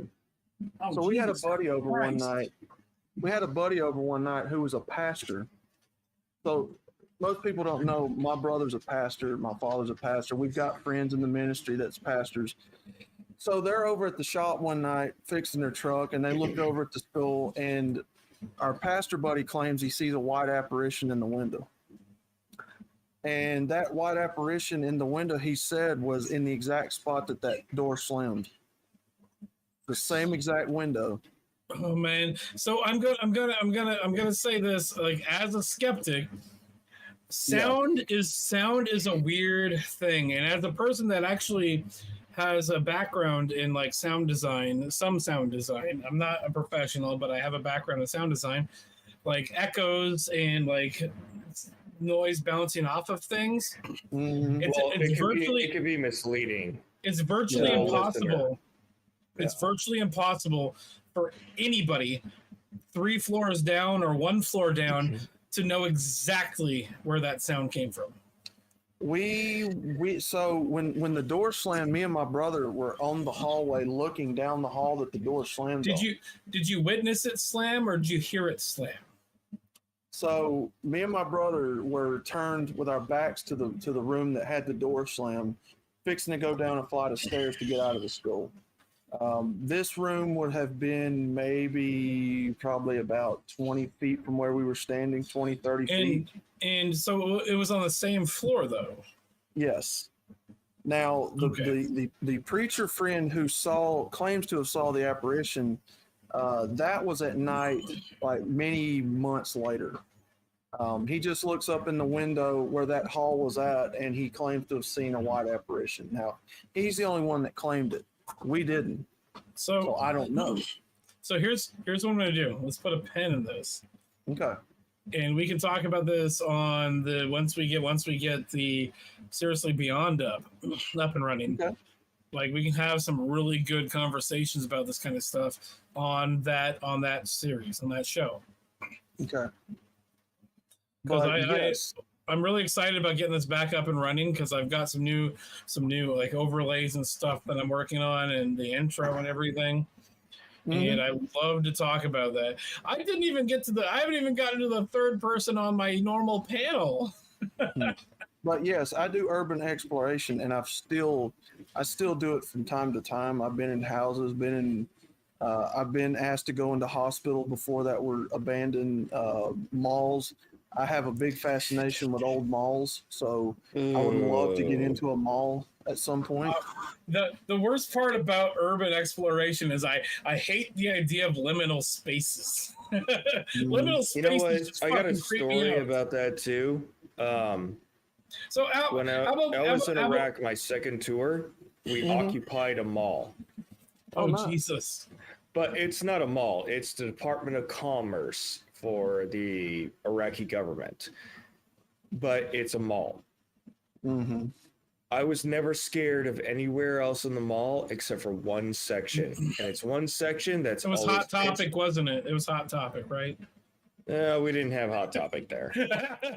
I'm sorry. But it was a specific section because it goes outdoors, and we would have to go through it. And when for some reason, they put all of our porta shitters outside of this one area. But we have to go through it. It's pitch black dark. I mean, granted, this is probably environmental brain saying there's enemies everywhere. But you walk through it, all you have is your own light during nighttime. So whatever's on your rifle or your flashlights. But holy shit, do you get this sense of I'm being watched, I'm being tracked, I'm being preyed, or being stalked. I have that is probably neurological more than paranormal, but everybody experienced it. I have that exact feeling. We all did. I have that exact feeling right now. Not necessarily right now, but where the caboose, we just moved it like 2 weeks ago, where the caboose is, like just outside that door over there, the one that I have to go out to go to the bathroom. There's a little alleyway between the building that's right over there and the my camera decided to fuck off. Whatever, and the okay, I'm back, but I'm like dark now. Is Bacon here? Like, it just got dark in here. Hold on, I gotta bring up chat. No, he's not. He's not here. So, go ahead, Ike. So I was almost done. So there's an alleyway between, like, there's a tank over here that was like a smokestack off a World War I battleship that was used as like a grain silo. That's on the other side of this wall right here behind my camera. And so there's like an alleyway there. And then between where my caboose is and the tank, there's like a space for like a person as well, and the light is being blocked. We have a light just right out here that lights up the parking lot. It's being blocked, and so it's dark as shit over there. And so just to help my brain to not think that somebody's standing there watching me, anytime I walk out of there, like, hey, I'm gonna go pee over here. If you want to watch me, that's fine, but I've got a gun, and we can talk about this later. Just so like for my peace of mind, they know that I'm fucking armed. So, fun fact, what got me into urban exploration was actually the Blues Brothers.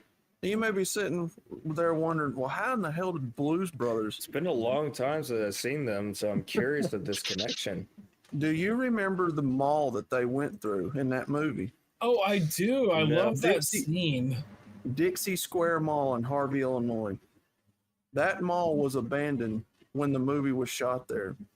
And Vanessa Kitty's here, by the way. There are pictures, George. There are pictures and videos of people going through that mall as it was abandoned. So it opened. I think the proper people did a video about that mall too. It opened in 1966 and was abandoned by 1979-80 when the movie was shot. So it stayed abandoned all the way from 1978 all the way to 2012 when it was demolished. There are videos of people going through that mall where it's in ruins. That's where the fascination for this stuff for me came from. Watching Outlaw, have you ever seen the YouTube channel Abandoned? Jake Williams does it. He did a really good video about that mall. I think so. Yeah, I think. Like he did the McDonald's like World's Fair barge. He did a video about the McDonald's World's Fair barge that was really good too. Yes, and he had a movie that came out just recently called Closed for a Season about the Six Flags in New Orleans. Yeah. Yep. Mm-hmm. Seen it. So I follow people like Adam the Woo. You guys ever heard of him? I love Adam the Woo. Bright Sun Films. Bright Sun Films. That's Jake Williams. Jake Williams, Abandoned. Yes. So he did a video on Rolling Acres Mall, which was the next mall that got me into urban exploration. That mall was from around the town, somewhere around the place where my grandmother was from. So that's how I started getting into all this urban exploration stuff. Outlaw, if you haven't seen or subscribed to the Proper People, I know Jake Williams gets some of his footage from them. Look up the Proper People. Those guys are really good. They urban explore. They have drones, and their camera equipment is really amazing. And they've done a few sanitariums, and those guys are fucking amazing. Oh, nice. So yeah, sanitariums are probably one of those places you just probably should not venture. So I'm sorry, go ahead. Oh no, I was just gonna say real quickly. So if you would like to view my work from when I was an urban explorer, and I still do it, go to Facebook, Abandoned Alabama. That is my current work, my body of work. I don't do Facebook. I have currently over 10,000 followers on that one page. So, oh wow, that was where I got into it, and then I transferred over here and got into the red pill stuff. And so I've been thinking about doing another channel and starting that back up. There's probably less like need or not want for red pill content. The overlap. I mean, the overlap is probably not the same. Mm-hmm. Kind of pushed away from a little bit of certain content because I still like Hammerhand and all that, but I just kind of pushed away from certain content. Cool with certain people still, but fucking, So that Japanese forest that Mr. E is talking about here, that is the forest, I believe, was it Logan Paul or Jake Paul? Yeah, I think it was Logan Paul. Suicide Forest. But Yes. also, Logan Paul's a shithead, and nobody gives a fuck about him. Or let me rephrase that: nobody should give a fuck about him. Correct. Too many people do give a fuck about the Logans. Yes. No, you mean the Pauls. He Oh yeah, the Paul brothers. Yeah. He said something insensitive about it, or made a joke that people didn't like. No, he filmed a dude hanging. He full on showed a guy that killed himself. That's right. I forgot about that. Yeah, that was Yeah, stupid. pretty sure if he goes back to Japan, he's gonna get his ass whooped. Or haunted, at least. So speaking of that, do any of you guys happen to watch any creepypastas on YouTube? I watched I watched I watched like Nuke's Top 10 or whatever occasionally. So there's a series on YouTube where they do like, sometimes they'll do animated stories, sometimes they'll do like verbal stories. And it's like 3 true horror stories of like Walmart or Burger King or, you know, the empty highway or something like that, the gas station, something like that. Fantastic series if you've never watched it, dude. Some of them stories freaks me the crap out. I'm not even joking. Like there would be times I would stay home by myself and I'd be like, oh shit, this is kind of creepy. I have to leave lights on. Oh yeah. I watched I've met enough real life horror that I don't want to see the supernatural. Because if that exists, then I have to again reevaluate my reality. So the reason I'm a skeptic is because if demons exist, then we're in a whole heap of fucking trouble. I like the idea of this kind of stuff. I like the conversation, but if that shit exists, then fuck me. If ghosts exist, then fuck me. Well, there might be a double-edged sword on that, because if demons exist, that means probably God exists, Christ existed, and granted, I'm an atheist when I say this. Well, no, hold on. We know that demons exist because the Obamas exist. And the Clintons. The Clintons and fucking what's his name that didn't kill himself? Well, they're not demons. They're humans who are just evil fucking people. What was it? Fuck! I just had his name. It was Alex Jones. Alex Jones, like I went and saw the Obamas and Senator election. I could smell sulfur. Oh god! So, Mr. E, if that story fascinates you, look up a story called Clinton Road in what is that? Okay, guys. Here's what I'm gonna do. I'm gonna run to the bathroom and grab another beer. And then we're gonna do some final thoughts. I'm empty, so I'm gonna join you on that one. Yeah, we're gonna do some final thoughts, and then end the stream. If anybody's interested in joining us backstage for like another 20, 30 minutes to maybe an hour, you're more than welcome to. But I gotta go to bed at some point.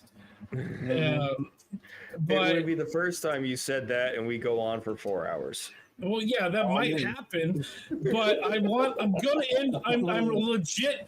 Even if we're not done with final thoughts, I'm legit. I already said I was going to end the stream at midnight, and it's already midnight 30 almost. I'm going to legit end the. Yeah, I know. I'm legit going to end the stream at 12:45 my time. So we have another like 20, like 18, whatever minute. I can't do math. 18 minutes. But take care of our shit and come back. Yeah, I'm gonna use the bathroom and grab another beer. Outlaw, can we get an ad spot here really quick? Well, of course you can, gentlemen. While we wait for Ike to take his pee break. What is it like to be? Is it going to be? Well, Dingus, let's have a suggestion. What would you like to hear?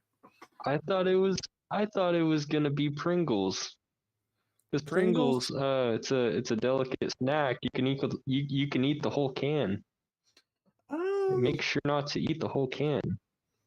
No, make sure to eat the whole can. Actually, Well, I mean, if you eat Pringles, maybe a if, different one. if you eat Maybe just Pringles, Manscapes. I mean, if No, you eat, Manscapes is a good one.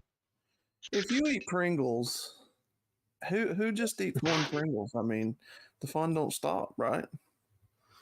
You got to eat the whole can. Now I do, because I'm pretty fat. But you know, here's what it It's is. already started. You might as well just do the Pringle ad. Well, we could do that, or we could talk about There's Manscaped. Manscapes. There's Yeah, Manscapes. you know, if you're like old Outlaw here, and you don't like having, you know, a hairy body, you know, in certain places, you want to get Manscaped and start shaving. But if you're happy and you've got your happy trails, you know, you take Manscaped and take your little razor there and shave your little happy trail. Shave your not so happy trail on the other side too, where the sun don't shine. And you know, when night gets back, you can rejoin us again. Oh, look who it is!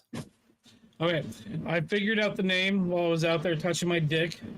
Oh boy, brought to you by Manscaped. Make sure to shave your dick. But Mr. E, while I've got a few seconds, what I was going to say, brother, look up a story called Clinton Road. I believe it's in Connecticut. It's known as the stretch of Demon Road, where there's all kinds of mysterious ghost stories and sightings and like demons and all that. It's a 12-mile stretch of road. I believe it's in Connecticut. It's got woods on both sides of it for miles and miles. And people claim to be followed by ghost vehicles. There's satanic rituals that are said to be done in the woods. You can see phantoms on bridges. It's a fascinating story. And here we go. All right, go ahead. All right, so I came up with a name for the improv show. Mm-hmm. It's going to be online improv ? This is seriously a bad idea. Uh-oh. Because you can put seriously in there in some way that makes sense. Mm. Oh fuck. Oh fuck! What? But you do have to put that iconic character with the do you know what that? and Do you question know what mark. do you know what it's called? Well, you explained it before. I don't recall exactly what the name is, but it is an actual real character. I learned that from you. It's the Interrobang.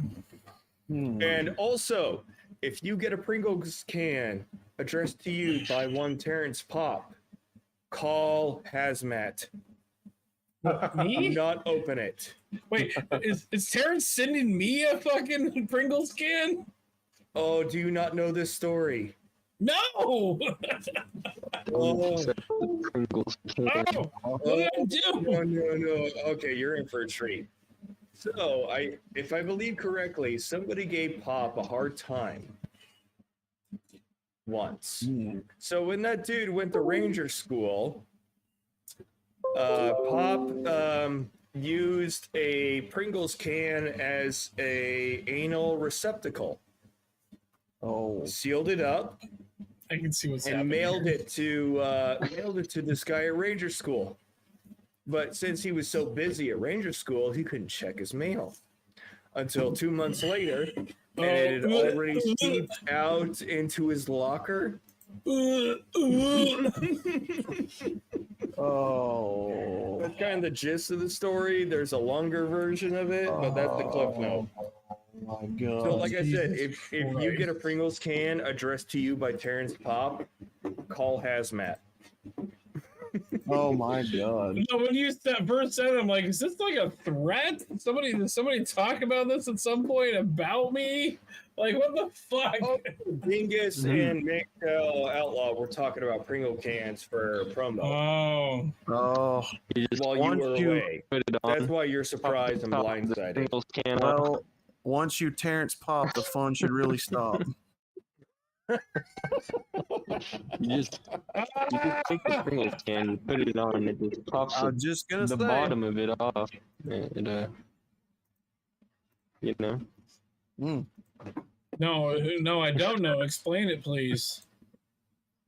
Well, I'm you just take kidding. the I'm Pringles just can, kidding. they just I'm just kidding. Don't actually the explain bottom it. just Top, kind it of all comes pops out. off. Yeah, the bottom just kind of pops off the bottom of the Pringles can. Now that we discussed it, everybody. Well, the And few maybe people made that a were couple people watching, puke. the few people that were watching aren't watching anymore. I can't tell. I'm working on something at the moment. I can't tell if anybody's chatting, Oh, but God. they're probably not anymore. Oh, my God. I think that's the road. Yeah, actually, Ting Ting, I think that is the address to that road. It's been so long since I've watched it, though. I can't really remember. Oh, and also, Outlaw, I believe I found your Facebook page, and I did like it, so I should get notifications. And I sent you a message. I am here. Oh, thank you. That's Like, not. That's, well, since him Ike hates anime, anybody who does like anime understands that. No. I am here. I am here is not a. It's not like a welcome me. It's more of a threat. Oh, not for the anime I was addressing in it, because it's a, what is it? It's from My Hero Academia. It is a catchphrase for what they would say is the main hero, because he always saves people and goes, "I am here." Nobody has to watch it too. Because I am watch here. it too. That's the only way you know. I know. Because you know what? Anime has better storytelling than whatever comes out of Western media. Most of Western media. Yes, it does. Sad to say that. And but yes, manga it does. is even better, but that's an area I haven't gone into yet because I'm catching up on all the anime.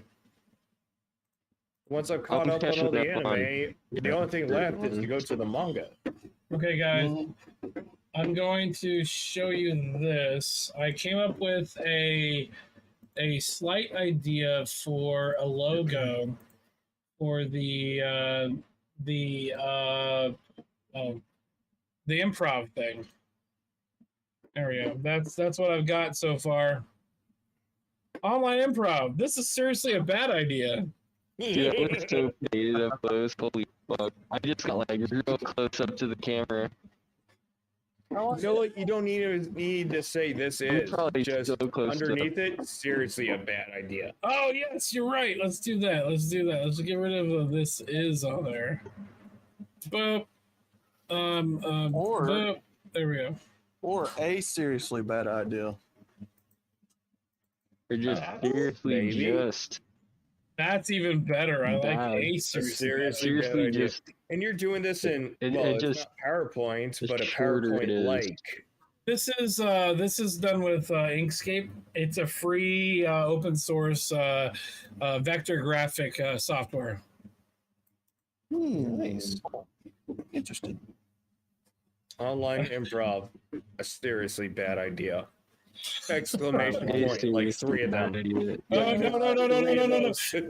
No. I get it. I think it's ellipsis is even better because we haven't found out if it's actually a bad idea yet. For now, yes.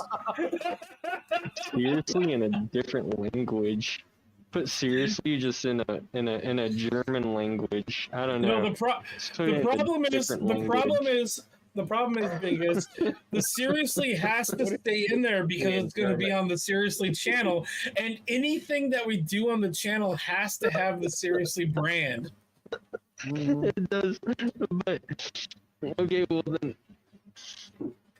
Okay, seriously in German is Ernsthaft. Oh man. Ernsthaft, a bad idea. Oh man.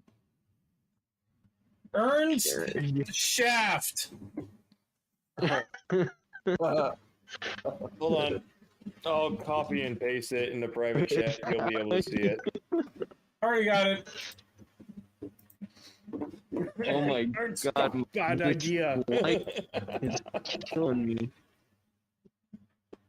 Seriously, a Ernst stopped a bad idea. What's this? Hold on. Let's do this really quick. Let's just hold on. Just bear with me for like 2 seconds. We can just throw this here. Oh, there it is. Ah.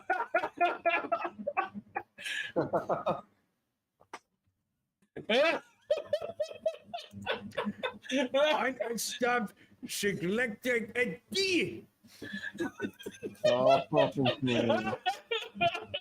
Oh, my God. Oh, God.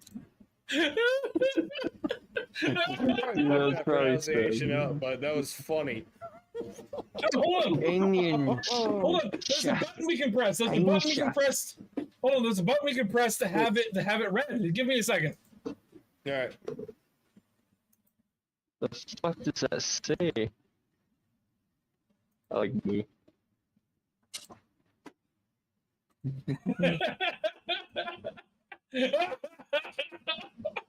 That's too good. Wait, did that play for you? Did you guys hear it? I didn't. I don't think I did. Hold on. Let me double check if it's. Hold on. Nobody's saying anything. Give me a second. That's fucking. Are you serious? Is that real? Is that what it means?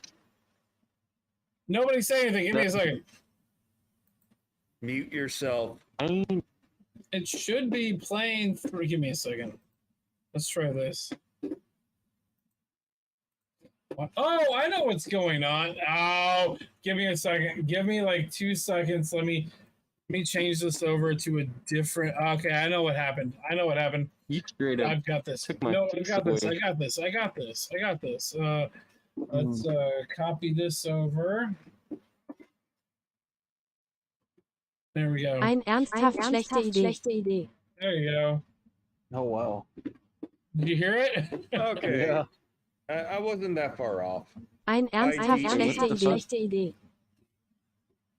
Damn. Eine ernsthaft schlecht. ID. ID. Yeah. Eine ernsthaft schlecht ID. Dude, if someone said that to me, I would know what the fuck. I thought they'd be pissed off at me or something. What are you fucking talking about, bro? When I was in high you want to go? When I was in high school, some kid had a CD. I don't remember what band it was, but they had a CD that had a song on there, and it wasn't necessarily a song. They had like this backing music that sounded like something out of like a German propaganda thing, and it was this guy reading in German the recipe to make deviled eggs, and it sounded like a fucking Nazi propaganda Like piece. a Nazi propaganda film. Yeah. Well, the Germans and their inflexations on certain consonants and where it has vowels, it's a lot like I gotta bring back up chat that I experienced with the Arabs, where there's when I was deployed in Baghdad. See you later, General. The Iraqis, it sounds like they're screaming at each other, but it's normal conversation, just like Germans. If you listen to Germans talk, it's like they're yelling at each other, but it's like normal conversation because of the inflexations of certain words. Oh, did we lose Outlaw? Yeah, Outlaw's gone. No. And I'm 100% certain Bingus hasn't been here for like the last hour. He's been here. Wait, He's just been a ninja. Do you guys see me? I was joking. Yes. I was joking. But you do look like you're trying to be a ninja. Yeah, nah, I'm kind of going ninja mode, kind of, you know. Okay, guys, it is that time of the night. We have a few minutes left. Sean, do you have any final words, thoughts, or comments? I see Video Ninja being the future of our podcasts. Potentially. And you've got a cat behind you. With a lot of trial. The ninja is. Don't mind my pussy up there. And she talks back too. Oh, what a bitch. Tell me about it. She wants to go to the bed, but she has to climb up. She doesn't climb up the chair. She jumps up to the top of the chair to have a slower fall to the bed. That makes sense. That makes no logical sense. You're right. No, I like what this format is doing, and I think we can test it and then hopefully report back to the creator. Yes. And say, we've done a lot of stress tests. We've done some UI testing. Here are our suggestions We to want make it this, better. this, and this. Next time we do one of these, I'm going to try a different backend part for you guys, so you're not seeing the output in a low quality, but you're seeing each other's cameras. That might so be you're easier to do, but that'll be dependent on your bandwidth. I don't know what's going to happen, but at some point we're going to try it. Apparently, we're doing a lot more quality assurance testing than. Well, I don't know what the creators are doing or what they've tested, but it's great that we're testing it, and we have an alternative that we can give to others. The things that we're testing here are more quality assurance for stuff that I'm doing and wanting to output, and having something that's presentable for the back end for the people that are on a panel is something that I want as well. But like you said earlier, the main thing that's most important is what it looks like when it goes out to YouTube. Yeah, I can stand the 480p looking screen that I'm looking at. It looks like shit. I know it looks like shit because I'm looking at it too. But you said too. No, you look fine. The important part is how it gets outputted to YouTube or whoever you're broadcasting to. Yes, it's like how the audience is going to see us. I am of the mindset that it doesn't matter what it looks like behind the camera. If everything else in front of the camera production knows the shit show it looks like behind the camera. Yes. I was going to ask Outlaw next to give me a final words, but he's gone. Bingus, what do you got? Oh shit, fucking yawning. No, that's his final words. He's gone. I'm just kidding. I was like, dude, I was like, what the fuck's going on, bro? He was yawning like he's done. What do you got, dude? Thanks for stopping by the way. I just wanted to like be in the end. I was like, yo, what's up, folks? You're just lucky I didn't hit the hang up button. I just took you off the fucking screen. I was like, what's going on? Why do you do me like that?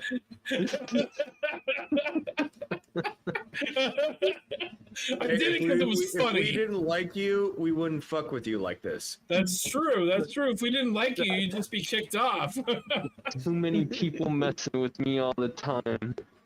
It's all good. It's all good. I love it. Hold on. There's too many people that mess with me too. That just means people like me. Either that or I'm a dick to them. I can't figure it out. Well, if they keep bringing you back, you're good. Yeah, no, you're good. You're good, dude. Oh no! Shit.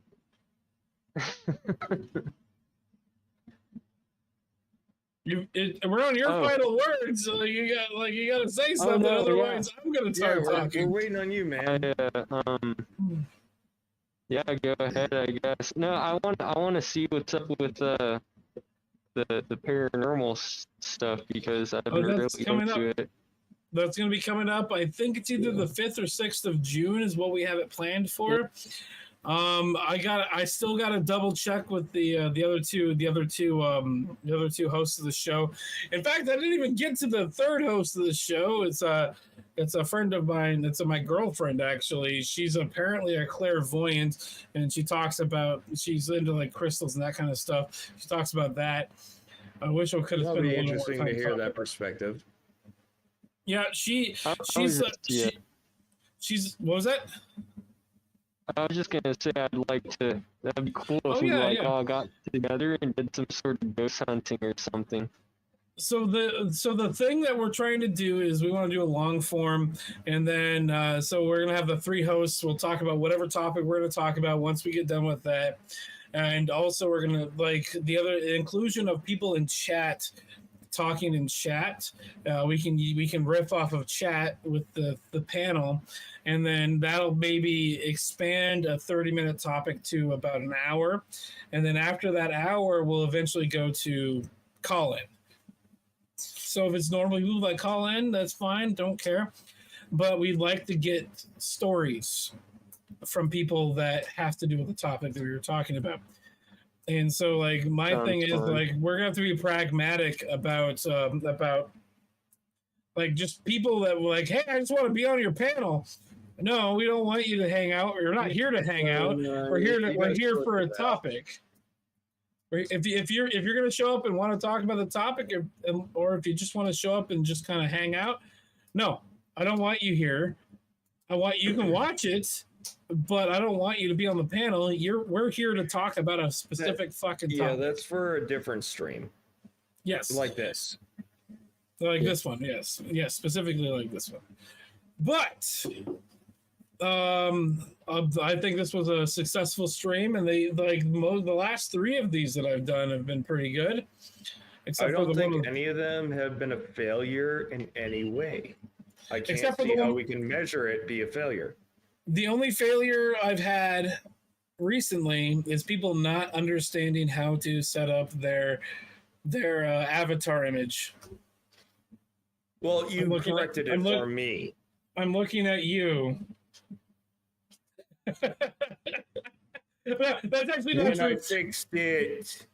I fixed it. That's actually not true. The biggest failure I've had was trying to use this to play a fucking video game at the same time with Bob. Okay, but that is a whole lot of system resources that's a whole lot of totally different. It's different when you have 3 to 6 people on a panel versus playing a game, broadcasting a game on a single system. Your idea of using a game system, a stream system, that should alleviate that problem. Yes, it should. So that's not a failure. That is a vulnerability we found out, and we came up with a solution. Actually, it was a failure. And I'm gonna say this. It's so one of my dad's friends, and I've met this guy. His name is Dave Renes. He was one of the Imagineers that helped build Epcot. He taught my dad, and actually I got to hear this directly from him. One of the things that Walt Disney told them to do was fail faster. The sooner you fail at something, the sooner you find a way not to do the thing. And the sooner you find a different way to do it. So playing the game with Bob and maxing out the processor, that's not a failure. It is a failure, but it just means we're going to have to find a new and better way to do the thing that we're doing. Adapt and overcome. That's such an interesting. So Bingus brings up a good point. He said that's such an interesting way to describe or talk about that. Speaking of Bingus, where the fuck did he go? I think he's having connection issues. But one of the things that what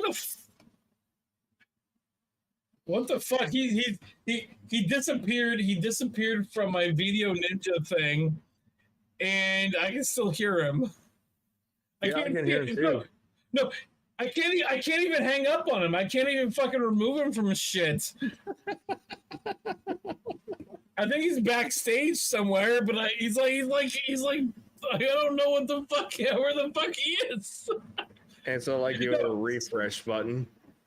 I could, that might work, but it might just fuck everything up. I haven't tried it yet. Like I said, it's not like you have that kind of refresh button. Oh, there he is. So I was like I was saying, so the way that like you, it looks like you have a really terrible connection, because I'm looking here, there's a video packet loss indicator. Yeah, that's exactly what it is. Your connection to the internet is just not good. Oh yeah, because I can see those stats too. Or maybe it's just on my end I can see it, but there's a shitload of information. On you have a green, three bars of green. I have 3 bars of green. Bingus most of the time. Bingus most of the time is 3 bars of green, but occasionally he gets like a yellow and then it goes to red and then he just fucking drops. Hey, are you using Mozilla? Am I using? Who are you asking? I'm asking you. Me? Yeah. I'm using Chrome. Oh, okay, because I see here in remote peer info, user agent Mozilla 5.0. There's a lot of information that you can glean from stuff from this fucking software. It's been a long time since I studied N+ for network, but this is all network information. And I can see how somebody who's more in tune to it will get it. I'm gonna finish, and then we can get into nerd shit later. Yeah. No, you're right. That is nerd shit. So the one thing about the public school system that they're teaching that's getting ingrained in kids that they don't realize is you can fail. Because if you get an F in school, you get held back. You get a bad grade. Your parents hate you, and the teachers have a problem with you. So the one thing that school, like specifically public school, teaches kids is it's bad. Failure is a bad thing. There are bad types of failures, yes. But if you're trying to do something, trying to make something, specifically trying to make something, failure is always an option, and failure is a good option. Because the first time you fail at something, that just means you found a way not to do it, and you need to find a better way to do it. And by failing, you're getting to that better way faster. When it comes to like marriages and shit, you should I understand what you're talking about, because if you're trying to do something, you need to fail at it in order to learn how to make it better. But I was also going to say, when it comes to marriage, though, you should probably orchestrate that better the first time. Oh, no, that needs far more scrutiny. And like I said, there's certain kinds of failure that you're not trying to get to. But you're right. So failing a project at school is a little different than failing at a marriage. But also the problem, quite a bit, but that's very different. The problem with the way that the K-12 system is set up is it makes it seem like failure is the worst thing you can do. And so, like, schools, like, I don't want to necessarily pussify the fucking populace by saying the school should do away with the A to F fucking system, because that would totally make people's fucking pussies. Like, I fucking hate that shit. But they need to instill in children that failure is an option in certain aspects of what they do. Specifically, if there's a fucking like shop class that they're taking, or like a fabrication class they're taking, there shouldn't be an A to F option for that type of schooling. No, but also, it should be like similar to the military, where you have a go, no-go system in many of our critiques. Because go means, okay, you completed the task. No go means you fucked this up badly. I'm just like popping in and out. Yes, Well, you are, Pingus. Sean is popping in and out too. I don't know if you're turning your camera off or what's happening. Well, no, I'm doing. If I am, it's this. So there's like a few seconds where it's just in and out, and so is that on my end or is that there your might be a end? delay then between when I'm doing it. Then Is that on your end or my end? not sure. It No, should it's not not be on your my end. end Because but there's it been a could few. be. There's been a few times where I don't see you reaching for something, and then it'll go to your avatar and come back. Go to your avatar, come back, and That is probably so, me because and- of I chew and I don't like to show spitting on stream. That's probably what it is. Yeah, that's what it is. Okay, so like that was something I was like, is that me or what the fuck's happening? No. If it goes to my avatar, that's me manually doing it. And Bingus doesn't have an avatar set up. If he did, it would go to his avatar a No, lot. that's why he fucking drops. Yeah, he just is out of here. Okay, everybody, we're actually about an hour past where I said we were gonna be. So this is a good time to put an outro. Look forward to having Seriously Beyond coming up. We're going to be, apparently, we're going to be working on an improv show, like an online improv show. I don't know how the logistics of that is going to work, but I think it'll be fun to put together.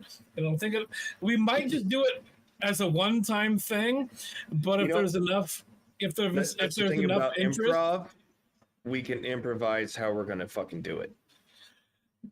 Yes. That would also be part of the improv.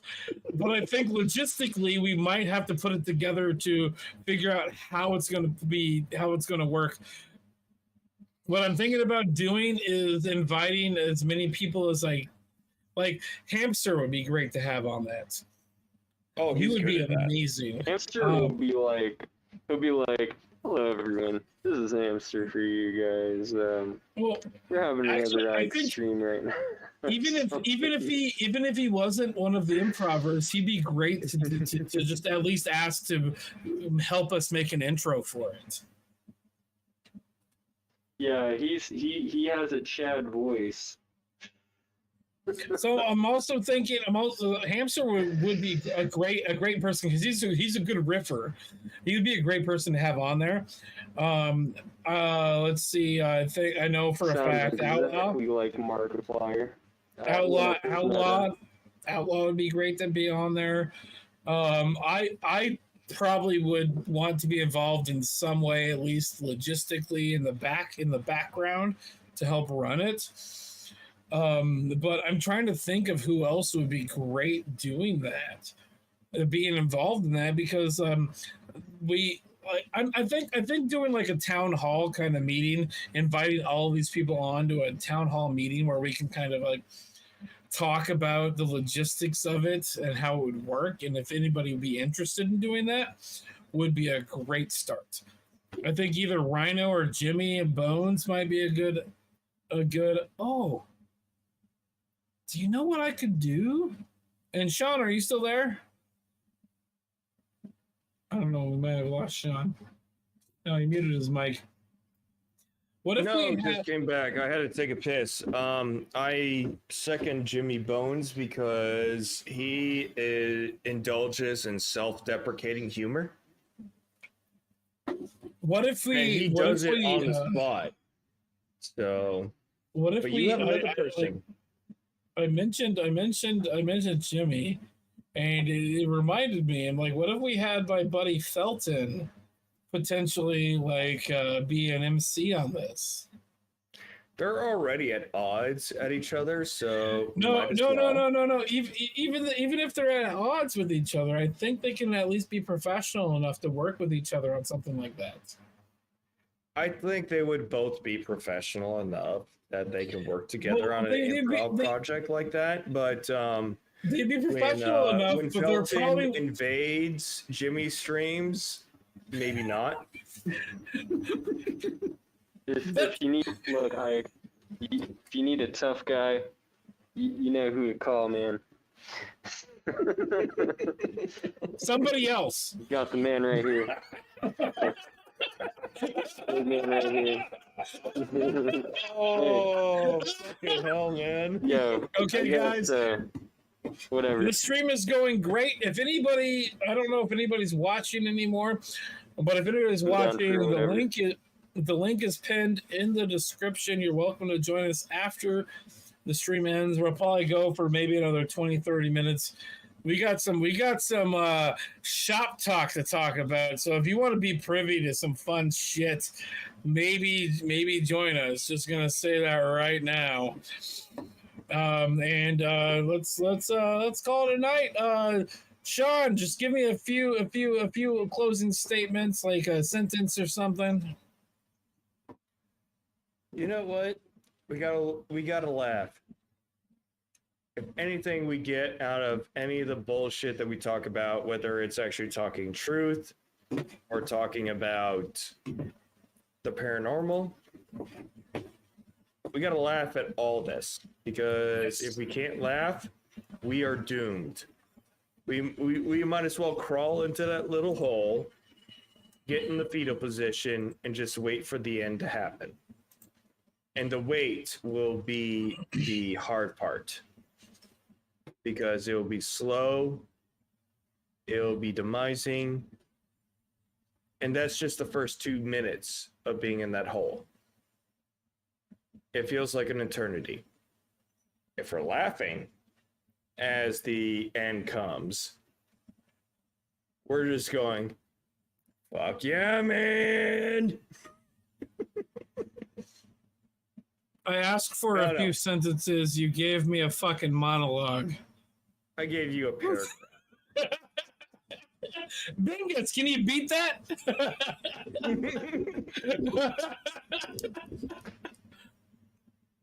But if his connection will let him.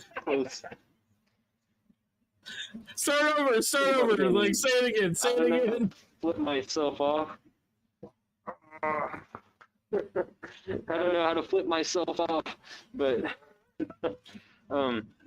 You're doing all right on your close own. enough together, you know, I think we would collaborate great, because I have film photography and everything, and stuff like that. Like, I have, you know, certain people that can do certain film things, and that I just don't talk about ever. But let's chat. Make sure that you borrow their cameras instead of using your iPad. What his problem is he needs to borrow somebody's fucking internet connection. Yeah, that too. You're exactly right. Let's talk because I have a lot of experience with a lot of like camera and like camera equipment and all that stuff. It'd be fun to like collab with somebody on something. Whereabouts in the lower 48 are you? Well, I'm in Southern California. I thought that was an Alaskan thing. No, it's how it works, because there's two other states. Where Arizona? I know, but not many people. Wait, hold on. What did you say? Where are you at? Like, you don't dox yourself, but where are you at? I'm in Southern California. Southern California. Oh, God, why would you be there? I don't know. It's a bit of a bodybuilder, so that actually probably is a good place for him. No. Okay. Not the best. Not the best. Okay, but guys. if you're just going to do straight bodybuilding, then maybe yes. All right. I'm going to do a thing where I'm removing both of you from the stream for a second. I'm going to do my outro, and then we can hang out for a minute. You guys talk amongst yourselves like in the back room. You guys will still be able to hear each other, but they won't hear you on thing. So I'll see you guys in a second. All right. I'd like to thank everybody for watching. Please like, comment, and subscribe. Make sure to check out our podcast on Friday nights at 6 o'clock.